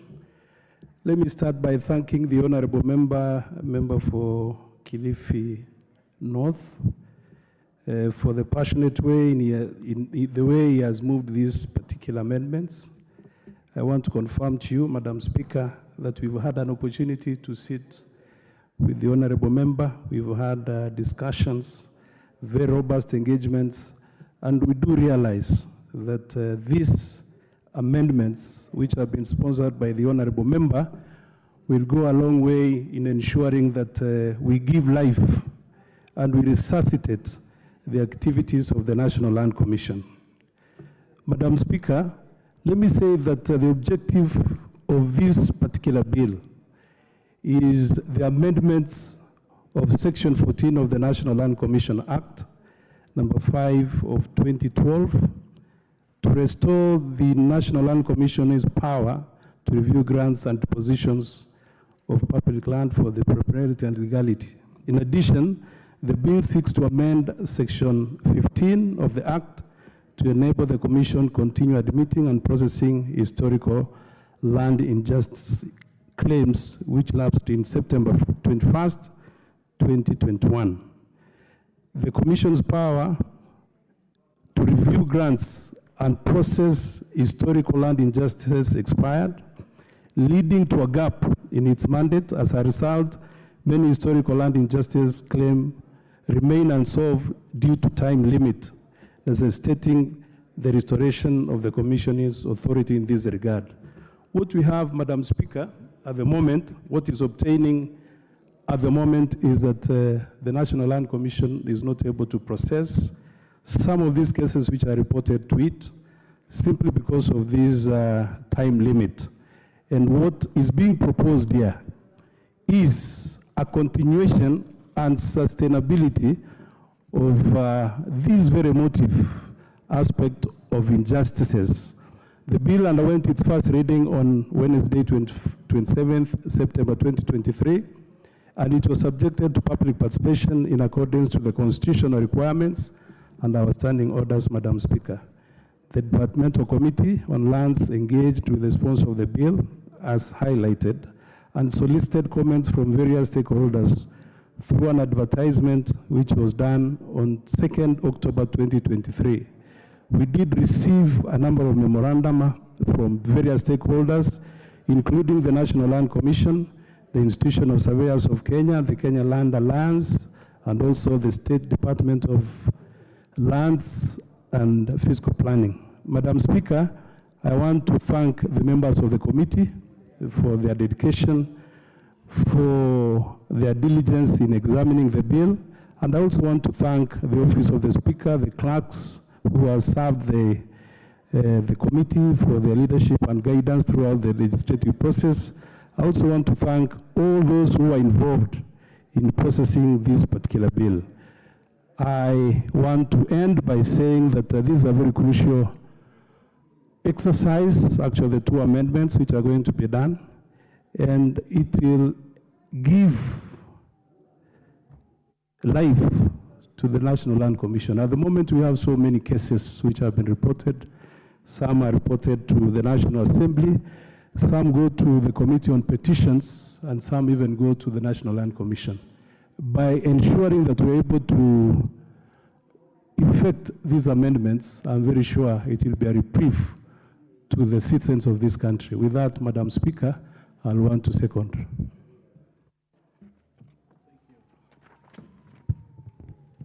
Thank you. I therefore propose that the National Land Commission Amendment Bill, National Assembly Bill number 43 of 2023, be read a second time. I'll give this chance to Honorable Mishi, if not in the House, Honorable Zamzam. Asante sana Mheshimiwa Spika. kunipa wakati huu na mimi kuweza kutoa mchango wangu katika mambo ya tume ya National Land Commission. Mheshimiwa Spika, mimi nataka niweze kumpongeza ndugu yangu Owen Baya. Tumeangalia historia hasa katika ukanda wa Pwani. Mheshimiwa Spika, hii tume ya kuangalia mambo ya mashamba, Mheshimiwa Spika, imekuwa ikisaidia sana na ikatoa uwazi wa mambo halisi yalivyo kule chini. Mheshimiwa Spika, watu wetu wanateseka sana. Kwa mfano hata kwa sasa hivi baada ya tume hii kuweza kuangazia dhulma za historia za mashamba, kuna watu mpaka sasa waangaishwa, Mheshimiwa Spika. Na mimi nataka kusema hivi, Mheshimiwa Spika, ni dhahiri shahiri kuwa tume hii ilichaguliwa na iliweza kutengwa ili iweze kusaidia historia ya dhulma za mashamba na mambo kama hayo, Mheshimiwa Spika, ili mnyonge aweze kupata haki yake, Mheshimiwa Spika. Na mpaka sasa hivi tunavyozungumza, Mheshimiwa Spika, hata sisi pia tumeleta malalamishi ambayo yametoka katika kaunti zetu, na unajua ukanda wa Pwani, Mheshimiwa Spika, imekuwa ndio chanzo kikubwa cha kupata dhulma za kihistoria za mashamba. Mheshimiwa Spika, watu wetu wamekaa kama squatter, na ukiangalia katika mashamba yale, Mheshimiwa Spika, kuna watu wamekaa zaidi ya miaka 200, Mheshimiwa Spika, lakini ile dhulma ambayo wanafanyiwa, hasa ukiangalia wakazi wa pale Majengo, pale Mwembe Kuku, kuna kule Bondeni, Kiziwi, hawa ni wakazi ambao wanalalamika mpaka sasa, Mheshimiwa Spika, hawajapata haki yao. Na hii tume ikiweza kupunguzwa muda ama kuwekwa muda rasmi, itakuwa hawana mwanya wa kuweza kujieleza zaidi, Mheshimiwa Spika. Mheshimiwa Spika, hawa watu itokeza tu, yeye amepotea, amekaa nje miaka yote, lakini anakuja kunadi, kuja kuwapatia wale wazee wasiwasi, akiwaambia atawavunjia nyumba zao waweze kuondoka, wakati ambapo wamekuwa kilipa kodi kwa zaidi ya miaka 50. Mheshimiwa Spika, sheria iko wazi kuwa Wakenya waweze kupewa ithibati ya shamba, Wakenya waweze kupata hizi title deed, wakae kwa amani, Mheshimiwa Spika. Lakini unapata kuna watu wanawanyanyasa, na ndio maana tume hii iliwekwa ili kuweza kuangalia masala haya. Licha ya kuwa mimi naweza kusupport mjadala huu, Mheshimiwa Spika, ili tume kama hii iweze kukaa na iwekwe wazi, siwekewe vizingiti ya miaka 5, iwe itaweza kuhudumu miaka yote, ndio tupate shida ambazo Wakenya wanapata, Mheshimiwa Spika. Lakini nawapa wale tume ya shamba, mimi nawapa changamoto. Mmefanya kesi nyingi, mmesikia mambo mengi ya mashamba, mmesikia vilio vya watu wengi, mmefanya kitu gani mpaka sasa kuhakikisha kuwa hawa watu wetu wanapata haki zao? Mheshimiwa Spika, hii tume ni nzuri sana, lakini pia mimi naomba iwe inaweza kujikwamua kuweza kutatua matatizo yaliyoko, Wakenya waweze kupata haki zao, kama vile tunavyoona wazee wetu Council of Elders Mombasa wamelia sana. Mzee Sumba amelilia mashamba mpaka saizi anazeeka, umri umekwenda, lakini anatoa machozi, wanavunjiwa wakati serikali imenyamaza, Mheshimiwa Spika. Kwa hiyo Mheshimiwa Spika, mimi nataka nimwambie ndugu yangu Owen Baya, tumetoka sote ndani ya Pwani, tunajua matatizo ya watu wetu, na ndugu yangu Owen Baya uko katika mrengo wa serikali, mimi naomba uingilie kati pia, hata kama tunatetea National Land Commission, na wao pia waweze kujibidiisha kuhakikisha kuwa zile haki za wanyonge na wao wanajua, waweze kuzipigania, hawa ndugu zetu waweze kupata title deed, waweze kukaa kwa amani, Mheshimiwa Spika. Mheshimiwa Spika, wakati mwingine mimi nikikaa huanza kulia machozi nikiona vile watu wangu wanavyodhalilishwa. Wazee, makaburi yao, mahali ambapo wamelala, wanaangaishwa. Mtu anatoka kule Oman, anakusanya hapo rent hapo ndani ya Mombasa, na yeye hata nchi yake ni nyingine, Mheshimiwa Spika.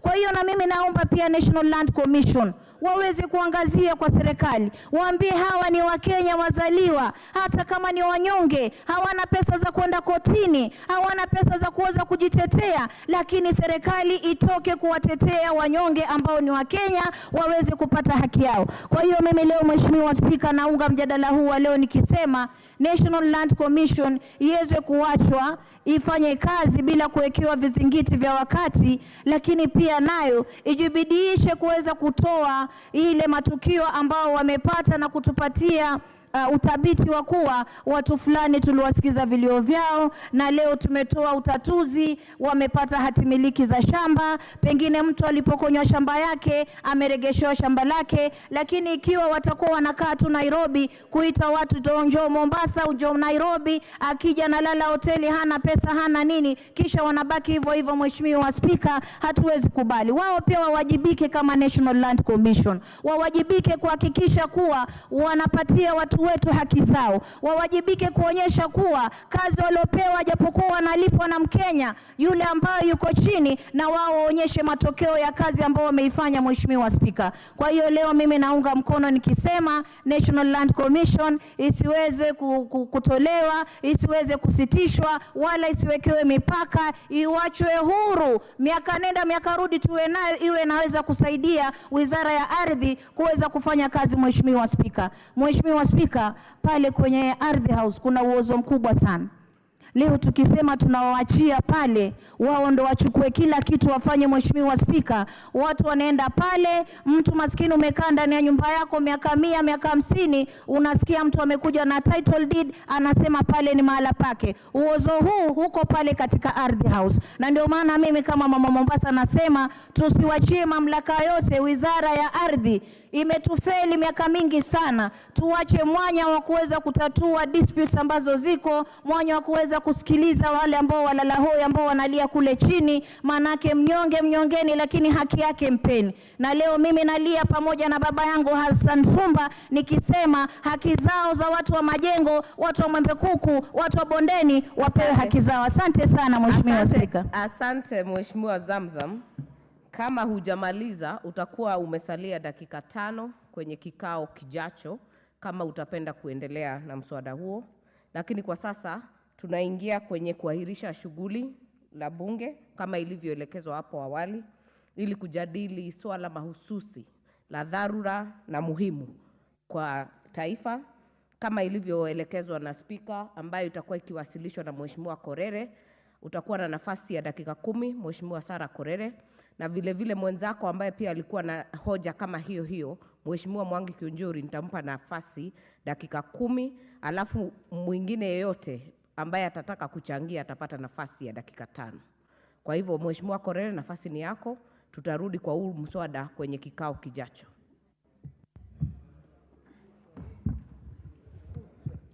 Thank you, Madam Speaker. Madam Speaker, I moved a motion of the notice of adjournment of the House on the definite matter of urgent national importance regarding the escalating state of insecurity in Laikipia. Madam Speaker, we are all aware that security of the citizens of Kenya and their property is a constitutional right. And as we speak, Madam Speaker, the residents of Laikipia North, and especially Mgogodo East and parts of Segera Ward, have been denied that very important and constitutional right. Madam Speaker, it's very difficult for members of parliament to go on their daily duties while the people we represent are actually being terrorized in their own homes. They can't go about their own personal businesses because of these terrorists called bandits. And Madam Speaker, sometimes I really wonder what this thing called cattle rustling is. Whatever it is robbery with violence. And if it is robbery with violence, the robbers must be met by equal violence from the state. Madam Speaker, as I stand on the floor of this House today, the residents of Laikipia North, from December last year to date, actually we've been visited by terror, a group that has rained a lot of terror on the constituents. And Madam Speaker, nobody is safe. Even our security agencies on the ground are not safe. As I speak here, Madam Speaker, on 6th of February 2024, Mediaku Meshami was attacked in his home at Tripoli. They drove away 80 herds of goats, and he was left nursing a gunshot wound on his leg. Madam Speaker, on March 2nd, Abraham Lepiet, a Class 6 people, was attacked by bandits, and 78 goats from their family were driven away, and the boy was left with serious gunshot wounds. Madam Speaker,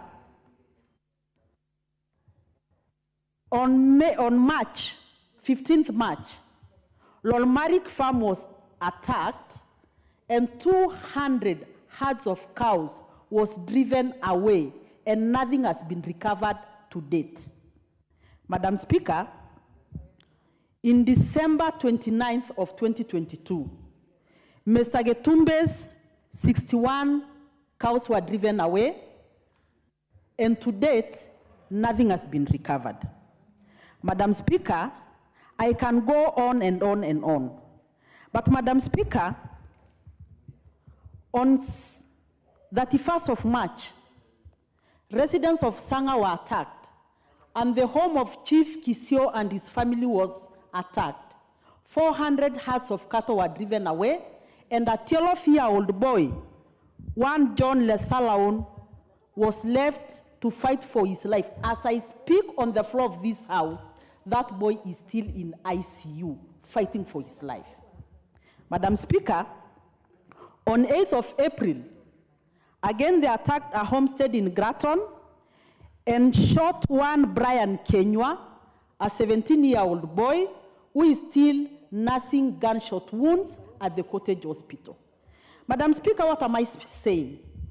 All our cattle and goats and sheep and camels which are being driven away by this ruthless militia is driven into Mugogodo Forest. Mugogodo Forest is one of the most indigenous and well-preserved forests in this country. Courtesy of the Yaku people and the Rungwesi people who have used traditional knowledge to preserve that forest. But as we speak today, that forest is a no-go zone for those people.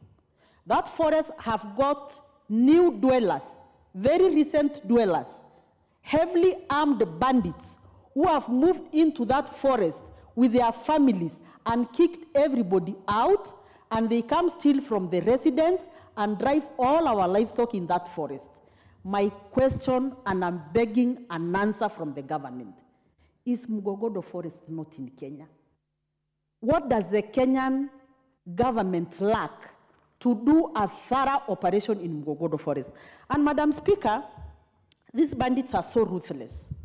When they attack homesteads, which they know nobody is armed, you wonder why they can't just drive the livestock away and leave these children to go about with their daily lives, go to school without killing them, maiming them, and leaving a lot of pain behind.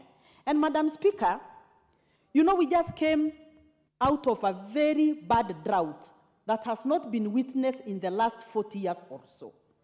And 90% of our livestock was swept away by the drought. And Madam Speaker, for those people who still have livestock today, they did a lot of sacrifice to have those livestock. Some of them drove their livestock to Mount Kenya forest. They braced the cold of Mount Kenya forest, the diseases in Mount Kenya forest. Some of them bought hay for their animals. Some of them hired grass from the neighboring ranches just to make sure that they save those little livestock, which is their main source of income, Madam Speaker. Those livestock is what we sell to educate our children. Those livestock is what we sell to get food. Those livestock is our life, Madam Speaker. And as we speak, what was left by the drought is being taken away from us forcefully in broad daylight. Madam Speaker, the other day, His Excellency, the President was in Laikipia on 12th, and we raised the issue with him. And the president is so passionate about making sure that Northern Kenya is secure. And as the president was addressing the issue in Rumuruti, in broad daylight, at midday, they shot dead Daniel Karisho, who is a very successful farmer, who is an NPR, you know, at midday. When the president is on the other side of the county, the bandits are putting an operation on the other side of the county. And Madam Speaker, we'll be burying Karisho on Friday. You wonder, what has he done to deserve that kind of death? Madam Speaker, I would want to beg this House that we cannot keep on crying on the floor of this House. Balindiway is crying, Samburu is crying, Laikipia is crying, Elgeyo Marakwet is crying, Sijui West Pokot is crying. I don't know whether Tiachi is laughing, but Madam Speaker, I'm just asking, for how long? What does the government lack to deal with these bandits once and for all? And Madam Speaker, we cannot be, you know, sometimes there was operations that are normally done in these areas. And when these operations are done, we hear a lot of noise, a lot of human rights activists. IPOA, I want to ask IPOA and the human rights activists. Member for Tiati, what is out of order? Members, kindly use your cards for intervention and for contribution. Mr. Speaker, I did not want to interrupt the honorable member whom I consider my for many reasons. But Madam Speaker, you heard what she said. I mean, that was quite cynical coming from her, that she doesn't know whether Tiati is crying or is laughing. I mean, why does it have to be Tiati? Yet I know the problem she's talking about, the bandit she's talking about are most likely from Samburu. How did Tiati come in? Can she just withdraw that? Because for the first time, Madam Speaker, we are debating insecurity in this House without being caused by my people. And she's just finding a way of mentioning Tiati. Member for Tiati, don't debate. Why does she want to mention Tiati for no reason? Don't debate, because I had Honorable Korere mention very many counties. Yeah. Maybe no, she knows what you have made your point. Honorable Kamket, you've made your point. Honorable Korere. As I wind up, I think Kamket is quoting me out of context. I just looked across the aisle and I saw him laughing, so I'm sorry. I don't mean anything. Madam Speaker, as I conclude, these bandits are ruthless. And they know no other language other than ruthlessness. And the government security agencies must treat them with the ruthlessness they deserve. And Madam Speaker, they cannot use their families as a human shield. Madam Speaker, number one, I even don't understand why people should go and camp with the children in the heart of the forest. These children are not going to school. The first thing is they are actually even denying their own children their basic constitutional rights of the right to education. And Madam Speaker, it is a high time the government act. Madam Speaker, as I speak, and I want to say this on the floor of this House, we are not safe. In my constituency, they killed one chief, who is my own brother-in-law. They have raided from 4 chiefs. They're actually targeting all leaders. You have 1 minute, Honorable Korere, 1 minute. In Samburu, we lost an MCA. Madam Speaker, as the leaders, these bandits now are targeting leaders. And I can tell you, and Mheshimiwa Kiunjuri can confirm, even in my own home, they raided and they killed my herdsmen. Madam Speaker, I even know as I stand here, I'm not safe anymore. Well said. Member for Laikipia East. Thank you, Madam Speaker. I rise also to express our concerns as the people of Laikipia County, our fear and anxiety that has really gripped our people for the last 3 months or so, whereby, as has been laid clearly by Sala, Mheshimiwa, that we are visited every week 3 or 4 times. For the last 4 months, bandits have been roaming in Laikipia, terrorizing people in Laikipia North. During daytime, they come scouting fearlessly. They will come and scout from the homes that they will come and steal in the evening. They can be seen during the day in the conservancies, in the valleys within Garidare. And what really surprises us is the heavy presence deployed police officers and stock theft unit. They are allowed, but these bandits are still roaming freely. They can come and steal.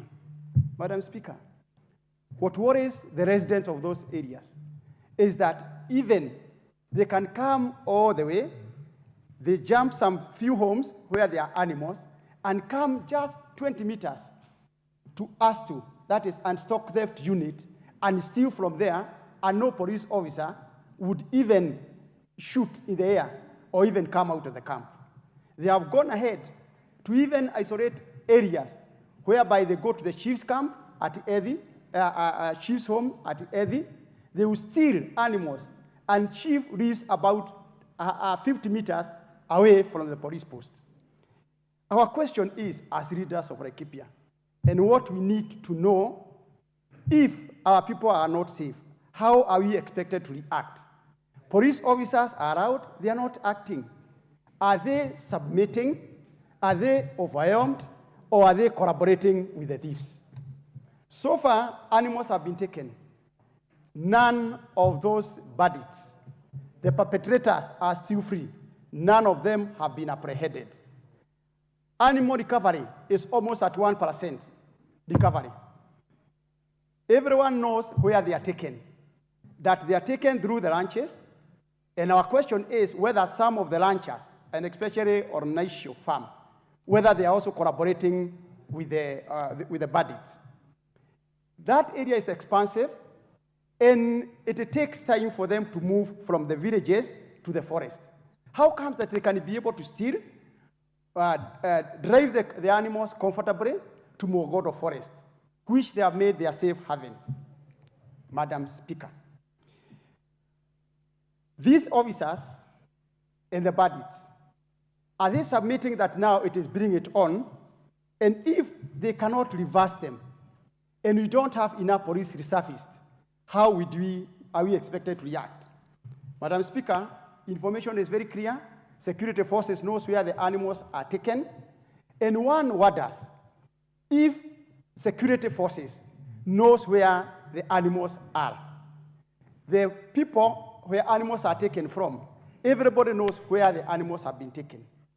Why can't this government, our question, take action similar to that was taken during the raids at Mount Elgon, whereby all the agencies were brought together, and if it calls for us to amend the law, whereby now the army must come in, because we cannot have Kenyans being terrorized across the country, North Rift, Central Rift, everywhere, that today we are only hearing that the government is up in arms, that they are countering them. We have not seen any incidents, serious incidents that can teach them a lesson. We are demanding an operation similar to the one that was carried out in Boni Forest, be carried in Mogodo Forest, be carried in Skuta Valley, and all other areas where government knows that cattle-driven, animals-driven from even other constituencies are taken, so that serious action is taken, that these people should never repeat again. The perpetrators and the collaborators must be punished in equal measures. If the government is not going to do that, we are wasting our time. They must seal in Mukogondo, Mount Elgon operation, Boni Forest operation, combined forces must come there, and government must show its force. Otherwise, the parties are there, they can see government can back, but it cannot bite. We agree, CS Kidiki is doing a lot of work, but it's so more of a paper now. If you ask them, he'll be a paper tiger, end of the day, if he cannot bite. Madam Speaker, we strongly condemn these criminals, this act of cowardice, and we must make sure the perpetrators are brought to book. If there is no serious action by government to the perpetrators and the collaborators, they know them by name. Like when they killed Karisho on Friday, they left 2 phones behind them. With that only, they are able to say who these bandits were, who are their collaborators, and because it's an enterprise, Madam Speaker, it's not only about cattle lastly, it's an enterprise. It is for the first time we must deal with those people who are arming the bandits, who are involved in this business, because at the end of the day, these animals end up somewhere. Some are stolen for restocking, as Kamte to call it, but some are also stolen, and there are some rich people somewhere advancing this business who must now be called by their names, who must be brought to book, and what you want this time around is that a tougher, bigger action. I always like the way KWS operates. If they discover that police are doing nothing, they have their own way of eliminating these people. And the only way is that even those who are being sent to steal, those people with a behavior of always restocking, this must come to an end. Madam Speaker, if you look at who is involved in this business, already we know where our problems are coming from. Go to Kibish, Kipsing. Look at the farmers around, they are armed. Where animals are being taken away, all the farmers around, they have more than 40, 50 police reservists. They have security armed by the same government. Madam Speaker, it is the high time this government sits down and reconsider its decision on whether they will continue arming those farmers, and especially those ones who cannot stop this kind of an attack to the people of Laikipia. Lastly, Mr. Speaker, for us, we are agreeing the government is taking action. We are agreeing that forces are being employed. However, how do we now gain confidence of government if the same officers who are being employed with command cannot take action? Those answers must be given to us. And the only way we can agree and accept the government is taking action is recovering our animals. It's to see people brought to justice, to see people being punished. Those who make other people cry must also cry. They should not steal our animals at their own leisure and have the pressure to go and enjoy the route. With those few remarks, Madam Speaker, I beg to support and seriously ask this House to consider, even if we are going now to amend the laws that are necessary to ensure that there is combined forces, that action can be taken with no boundary. The army should come in, police should come in, other security forces must come in. I support. Thank you. Minority Leader. Thank you very much, Madam Speaker. Let me join my two colleagues, the Honorable Sarah Korere and the Honorable Mange Kiunjuri, in expressing my disgust at these incessant acts of banditry and cattle or livestock theft in these areas. And I want really to subscribe to their sentiments to a large extent. But Madam Speaker, you know, we need to look at the root cause of all this. I am not really privy to what goes on there in detail. But from my understanding of what I'm being told, this is no longer just a way of life, as we were being made to believe when we were young, that cattle theft or banditry is a way of life. No. It has become a pure economic activity that therefore calls for more in-depth look into what then can be done to address the economic situation of the people living in those areas. Because if they got more gainful economic engagement, they would perhaps slowly get away from these nefarious activities. But that is food for thought, and it's the duty of the government of the day to really address those concerns. But secondly, Madam Speaker, and tied to the first issue. You know, if this banditry was contained, it would actually create an environment, conducive environment, for more meaningful economic activities to happen, to take place. That would, in the long run, help not only the people living in those areas, but help the whole country, really. Because every single part of the country, if is economically active or productive, would contribute to the overall economic development of the country. So I think it's incumbent upon the government of the day to really address this issue, but in a holistic manner. What we have tended to see from time to time are knee-jerk reactions that seem not to be yielding fruits, Madam Speaker. Madam Speaker, let me also say this. I am not a security expert, not like my good friend, the Honorable Russell. But I am not too dumb to see trends. Madam Speaker, in the recent past, and this is my own observation, as a country, you have done very well. And I must commend the National Intelligence Service, the current leadership, National Intelligence Service. We have done so well in containing terrorism in this country. We have done very, very well in combating terrorism and terrorist acts in the recent past. And I attribute this in my own way to the National Intelligence Service, perhaps. But, Madam Speaker, the question that comes to my mind, therefore, is why can't we use the tactics we have been able to use in containing terrorism in the recent past, in dealing with this menace? Is this menace too complex, yes, to be dealt with conclusively, Honorable Rasu? You may be telling me after this, yes, okay? What is it that that this banditry entails that is so difficult, so complex for the government to deal with, really, and to the benefit of the country? So I think even as we debate this, and I really sympathize with my good friend, Honorable Sarah Koreri, because I can imagine what she's going through. If her own life is now in danger, she's not even sure that she's safe anymore. And a leader who is elected by the people. So what is the situation, therefore, of the rest of the populace, the ordinary people in Laikipia, okay?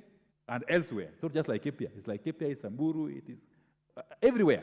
It's Baringo, okay? So I think this House should now move from just mere talk to more concrete action. Because if it is talking, we have talked enough. Ever since I joined this parliament in 2013 with you, Madam Speaker, we have had these talks. Yes, every other session of parliament we have talked about this insecurity situation, about the banditry, about the cattle rustling, but we seem not to be getting anywhere. So I think it is now incumbent upon this House to now think outside the box and perhaps take extraordinary measures to deal with this clearly extraordinary situation. With those very many remarks, Madam Speaker, I adopt the sentiments of my two colleagues. Thank you. Thank you. Member for Saku. Thank you very much, Honorable Speaker. Honorable Speaker, I wish to join the Leader of Minority, Honorable Sarah, and Mwangi Kiunjuri in what they have expressed this afternoon. I speak from the floor of this House as the patron of the Pastoralist Parliamentary Group, as a former officer of Kenya Defense Forces, and also as Vice Chair of Security, representing the National Assembly. As a committee, we have managed to visit Laikipia, Samburu, Turkana, West Pokot, Marakwet, Baringo. And we are convinced beyond reasonable doubt that the CS Kindiki is doing so much, and he has achieved so much. But the 20% of work that is undone, cooperation of security forces, administrators, and a lot of cartels who have made the issue of insecurity internally in Kenya totally unbearable for quite sizable part of the Kenyan population. We have visited some of the areas, like in Baringo, that locations and even wards, people have moved away because they can't live in their homes and they can't farm. And I said to both my colleagues and the population we found wherever we visited that we cannot allow that situation to obtain. I also agree with the leader of minority. If we are able to deal with terrorism, people without faces, people who we can only trace maybe on computers or on telephones or in technological fingerprints, why can't we deal with bandits in Mukogodo forest? Are there special people who are undertaking these criminal activities? Madam Speaker, the Committee of Security will table a report, I think by next week, following our extended visit into all these troubled spots. Further to that, we have said the idea of blanketly naming, oh, this area, this tribe, these communities, I think it must come to an end. We must focus on areas, individuals, whether they are leaders or politicians. People must account for what they are doing in terms of making Kenya unsafe. Madam Speaker, what Honorable Sarah has raised, you know, we take many things for granted. You leave Parliament, and without looking left or right, you straight go to maybe a social place or you go home. But a lot of these members who come from these bandit-prone areas, unless they are adequately covered by security, they will not even attempt to go to their homes, let alone villages to condole with bereaved families. So, Madam Speaker, I thank Honorable Sarah for raising this very, very important issue. But I want to assure the House as a committee, we are going to name names. We are going to name pockets of troubles in this country, and we are going to stop at no point, even administrators, if they are part of this problem. With those remarks, I thank you, Honorable Speaker. Thank you. Member for Karachuonyo.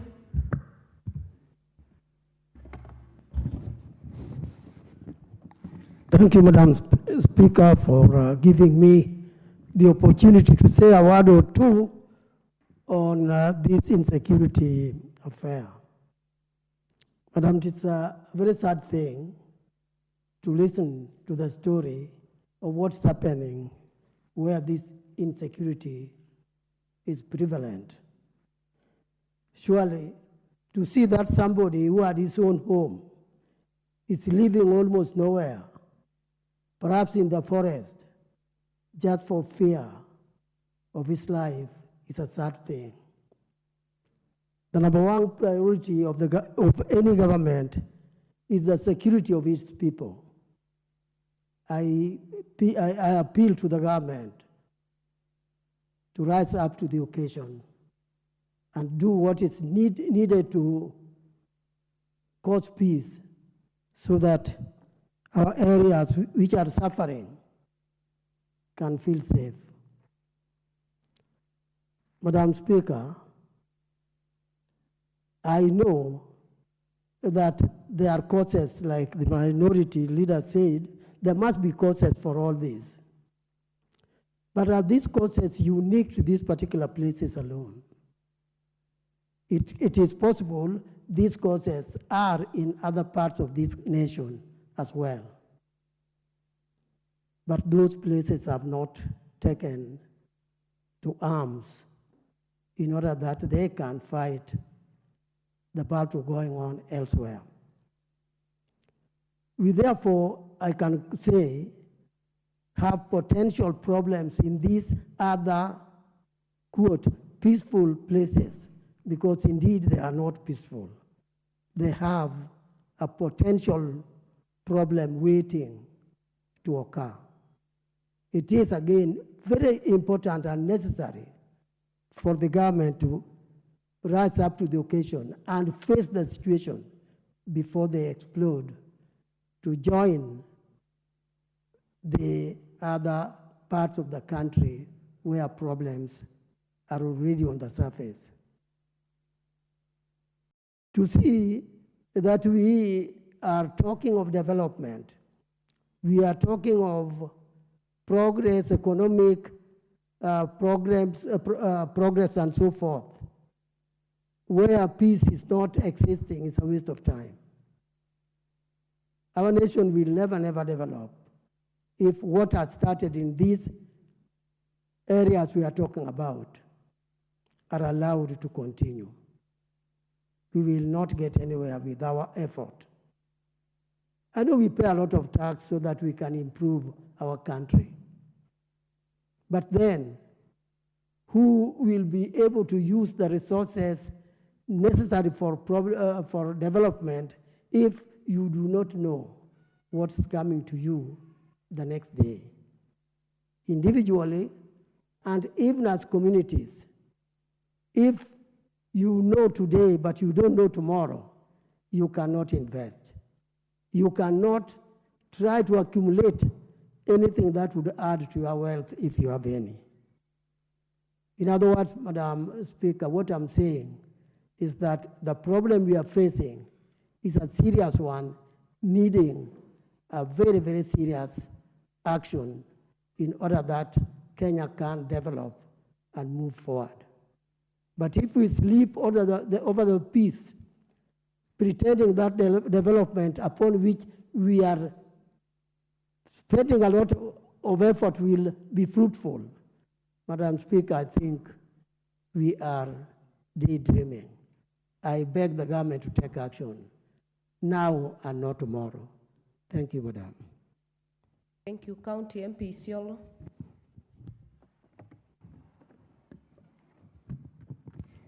Thank you, Madam Speaker.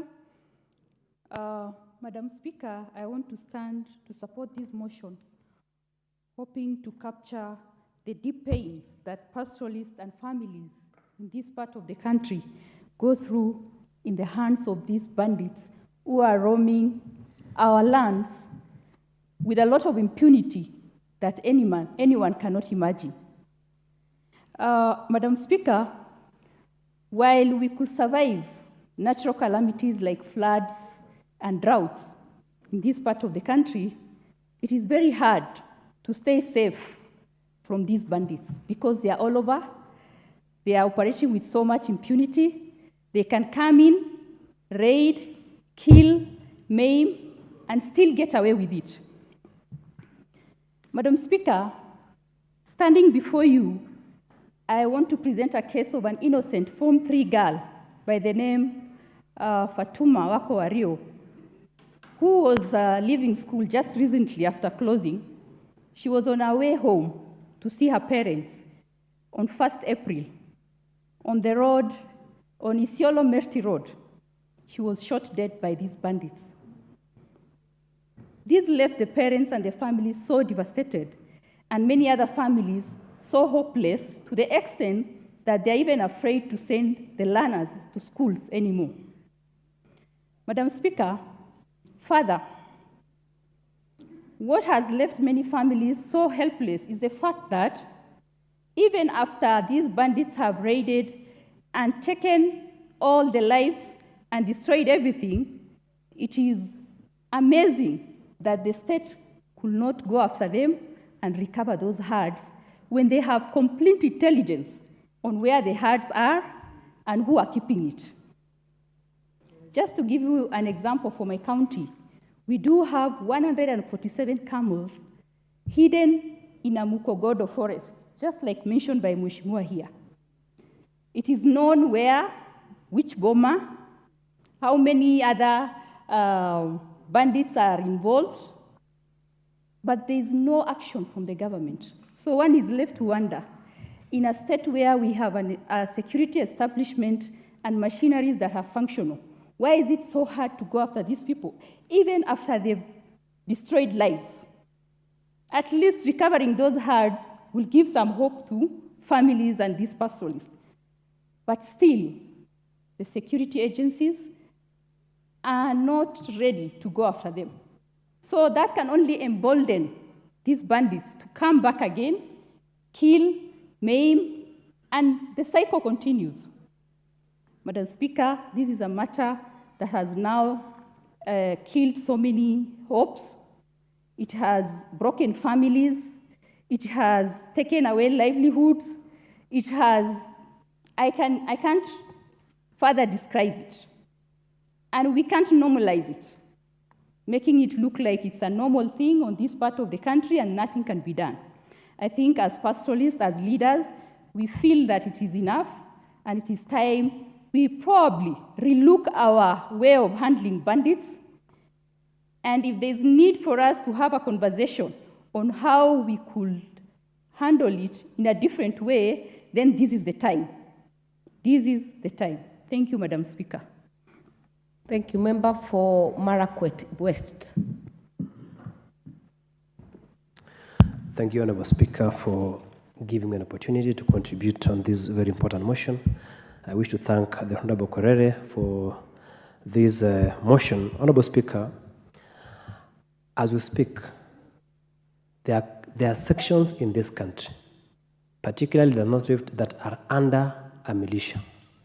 Honourable Speaker, those are sections of the country that literally there is no government. There are young men, women, and children who are wielding guns, moving from one place to another, raiding families, killing innocent children, killing innocent women. Honourable Speaker, can you imagine in this century that we are in a place where there are no schools, there are no churches, there are no public utilities in that particular area? Honourable Speaker, it is something that as a country we must sit down and we discuss, because if you look at the history of this country developed along the railway lines.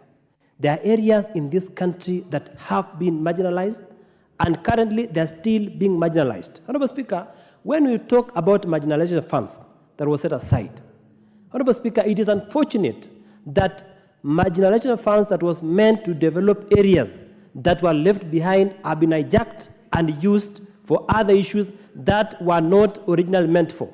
Honourable Speaker, my opinion on this issue, the person or the office to blame for the runaway insecurity in this country is the office of the IG. Honourable Speaker, we feel that the Inspector General of Police has no stamped authority to deal with the issue of bandits in this country. Honourable Speaker, in fact, when we talk to our people, other officers down there, they say, Sisi, we don't take advice. We don't take instructions from Raya. Honourable Speaker, the Raya they are referring to is the CS for internal security. Honourable Speaker, we feel there is sabotage. We feel there is sabotage from within government, from within certain officers in this government. Honourable Speaker, there is no way that a militia will run the entire day, kill people, and there is no arrest by our police officers. I thank the honourable member from SACU, and she has made a profound statement before the floor of this house that they have identified certain individuals, because criminals, gangsters cannot be a community. Gangsters are certain individuals who should be isolated and perhaps assassinated, because they have run amok in the Kerio Valley, they have run amok in other areas in this country. Honourable Speaker, finally, so that I give other members to speak, it is an issue that as a house, even as I was sitting here, a member of parliament passed here and said, in your bandits. You can imagine, referring to us as bandits. Because as members of this house, we feel that those areas have been marginalized. And there is need for a deliberate effort by the government to make sure that service delivery is taken to this area, and those individuals are identified, isolated, and of course, the necessary action be taken so that those criminals are wiped out. Thank you, Honorable Speaker. Thank you. Member for Turkana East.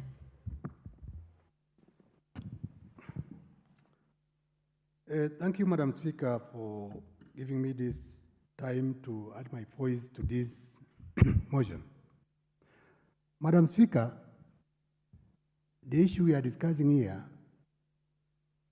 I don't know how we can term it, because we, the members of parliament from the North Rift and also Laikipia, Isiolo, and the other affected areas, which they have been taken away by bandits. Madam Speaker, I have just heard the honorable member for Saku saying very soon they are going to table a report here on security on those areas. They visited my constituency about a month or 2 months ago. And he said, time has come for us to say these bandits by names. But Madam Speaker, to me, I don't know how true is that, because when you hear all these members speaking here, condemning this issue, you hear the, like if you're talking, the mention of the bandits from a certain area. Madam Speaker, until the time that report will be tabled in this House, that's the time we can mention those people by names. But before that, time has come for this country to face the Pokoti community, who are terrorizing the entire communities in the North Rift. And we cannot be afraid to say that, because we can't be told, let's not mention a community. But who are these people now? Can the government tell us who are these people by names, so that we cannot say the Pokoti community? Can we be given the list of the terrorists from the Pokoti community who are terrorizing Turkana community, the Tugen community, the El Shamsi community, the Elgey Marakwet community, the Samburu community, the Laikipia community? They are the Pokoti community. And if somebody has the list of those people from the Pokoti who are terrorizing the entire region of the North Rift, let the list be tabled in this House, so that we can stop mentioning the name of that community. Abokorere. Honorable Speaker, from where I sit, there is no community of terrorists, by their terrorists. And in Laikipia, I'm terrorized by terrorists believed to be coming from Isiolo North and Samburu East, not Pokot.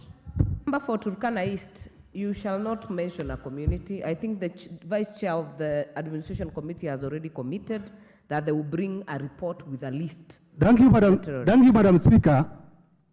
I have just said that I'm waiting for that list to be tabled here, so that we can get the list of the terrorists.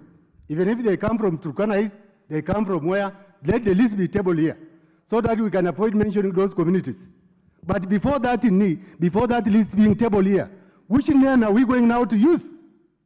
And that's what it has made this issue to continue, because we are trying to cover it.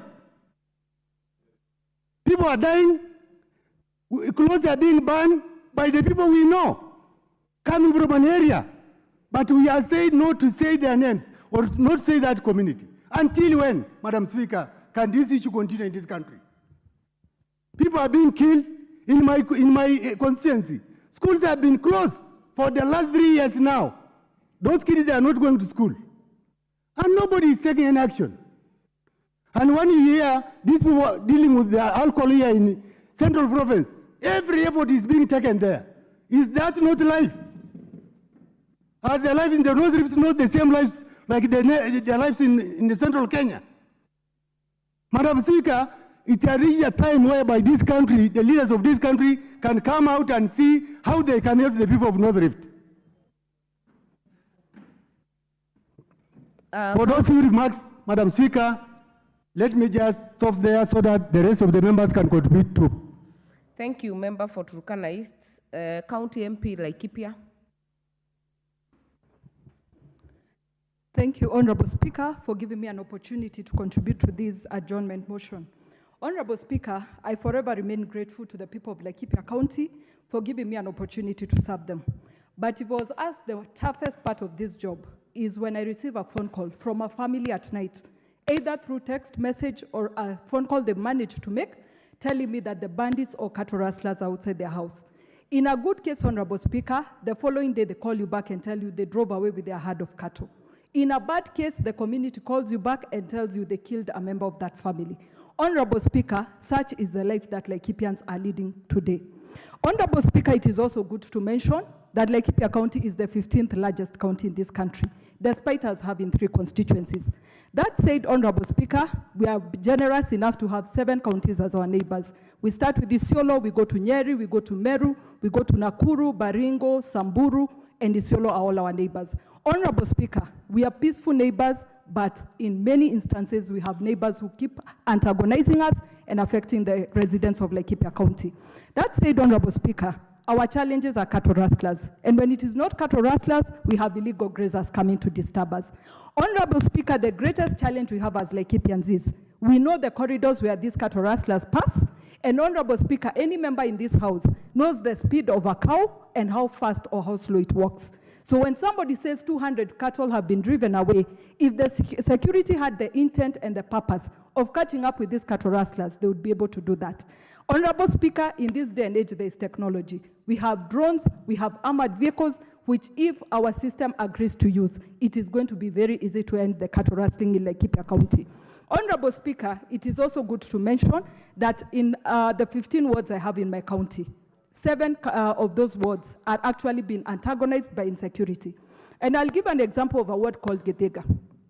In Gedega ward, we even know the corridor the cattle rustlers use.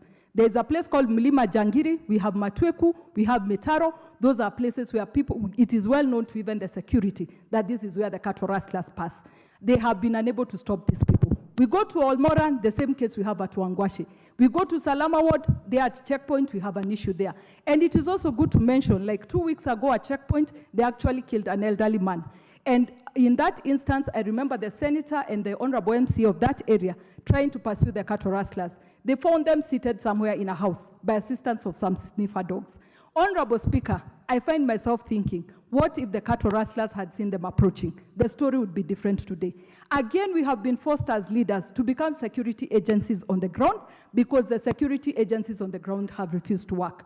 It is our plea that we need to know the structure that is going to be used in security in our areas because as it's been mentioned by a colleague earlier, it seems these security forces have instructions they receive from somewhere else.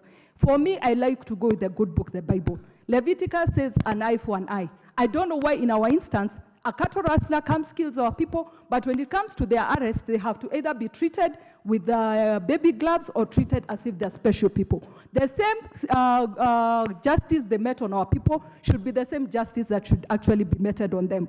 Honorable Speaker, I speak of 7 wards that have insecurity, and we know where all this insecurity is coming from. Recently in Sosian Ward, our MC was almost killed as he was also pursuing cattle that had been stolen there. Honorable Speaker, it is my plea as the leader of Laikipia County, and I join my fellow colleagues in saying a time has come. If we will deliver nothing else for our people, we must deliver security to them. And security must be restored in Laikipia County, and the time for it to be restored is now and not later. And Honorable Speaker, I would like to add that our chiefs also need to be given powers. Chiefs walk out in the middle of the night to assist our people, but again, they are told they cannot give instructions to the security forces. It is time we get to know who is this person who needs to give instructions for our people to be secured, for them to be ensured they are safe, and the time is now, and we are demanding for it. We can no longer keep pleading for it. Thank you, Honorable Speaker. I support the adjournment motion. Thank you, County MP Baringo.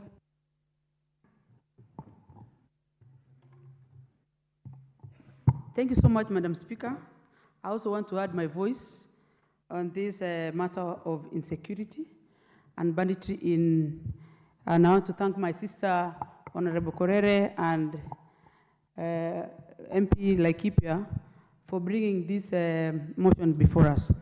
Madam Speaker, I think we have spoken, we have attended meetings, we have screamed, we have written letters. I think we have done what is humanly possible to put across this menace. We have talked to everyone that cares to listen. Sometimes I wonder, Madam Speaker, that how many people should die? How many families should be displaced? How many children should not go to school because schools are closed? How many water ponds and boreholes, for instance, should be destroyed for government that I was bestowed by the people to protect them? I was elected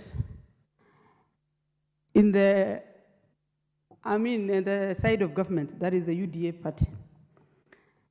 And every day, we always remind our people that this is the government that all of us voted for, and we all expected that this problem, at least, should be eased on our back.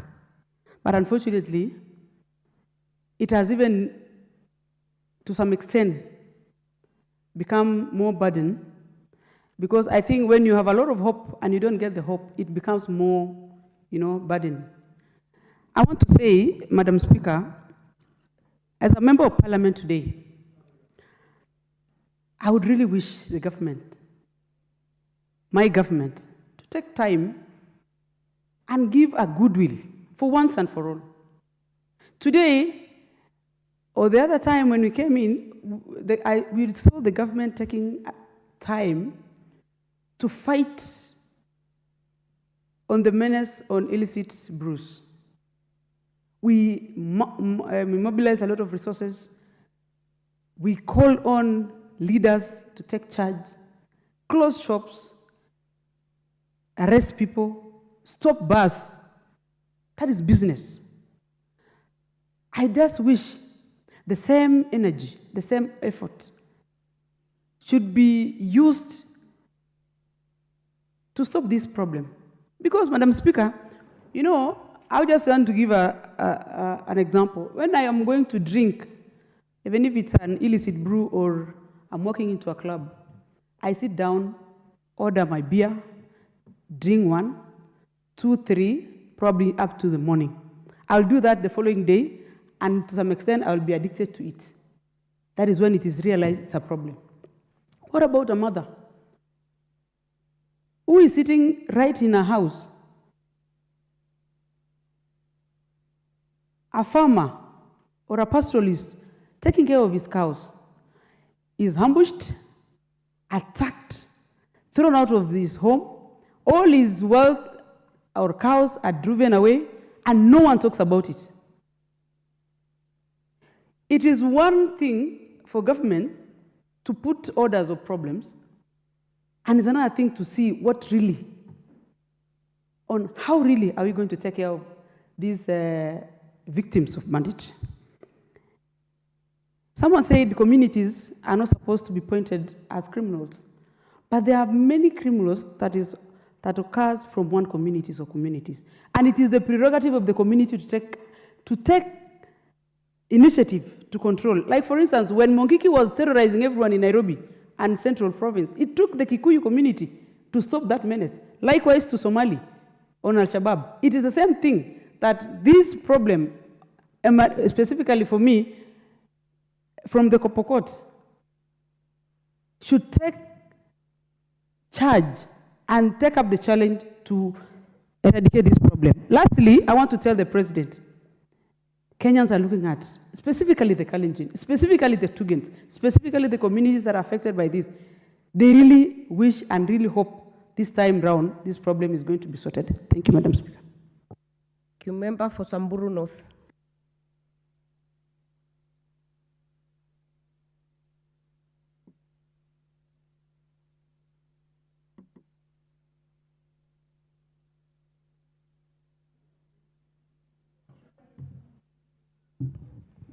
Thank you, Madam Speaker.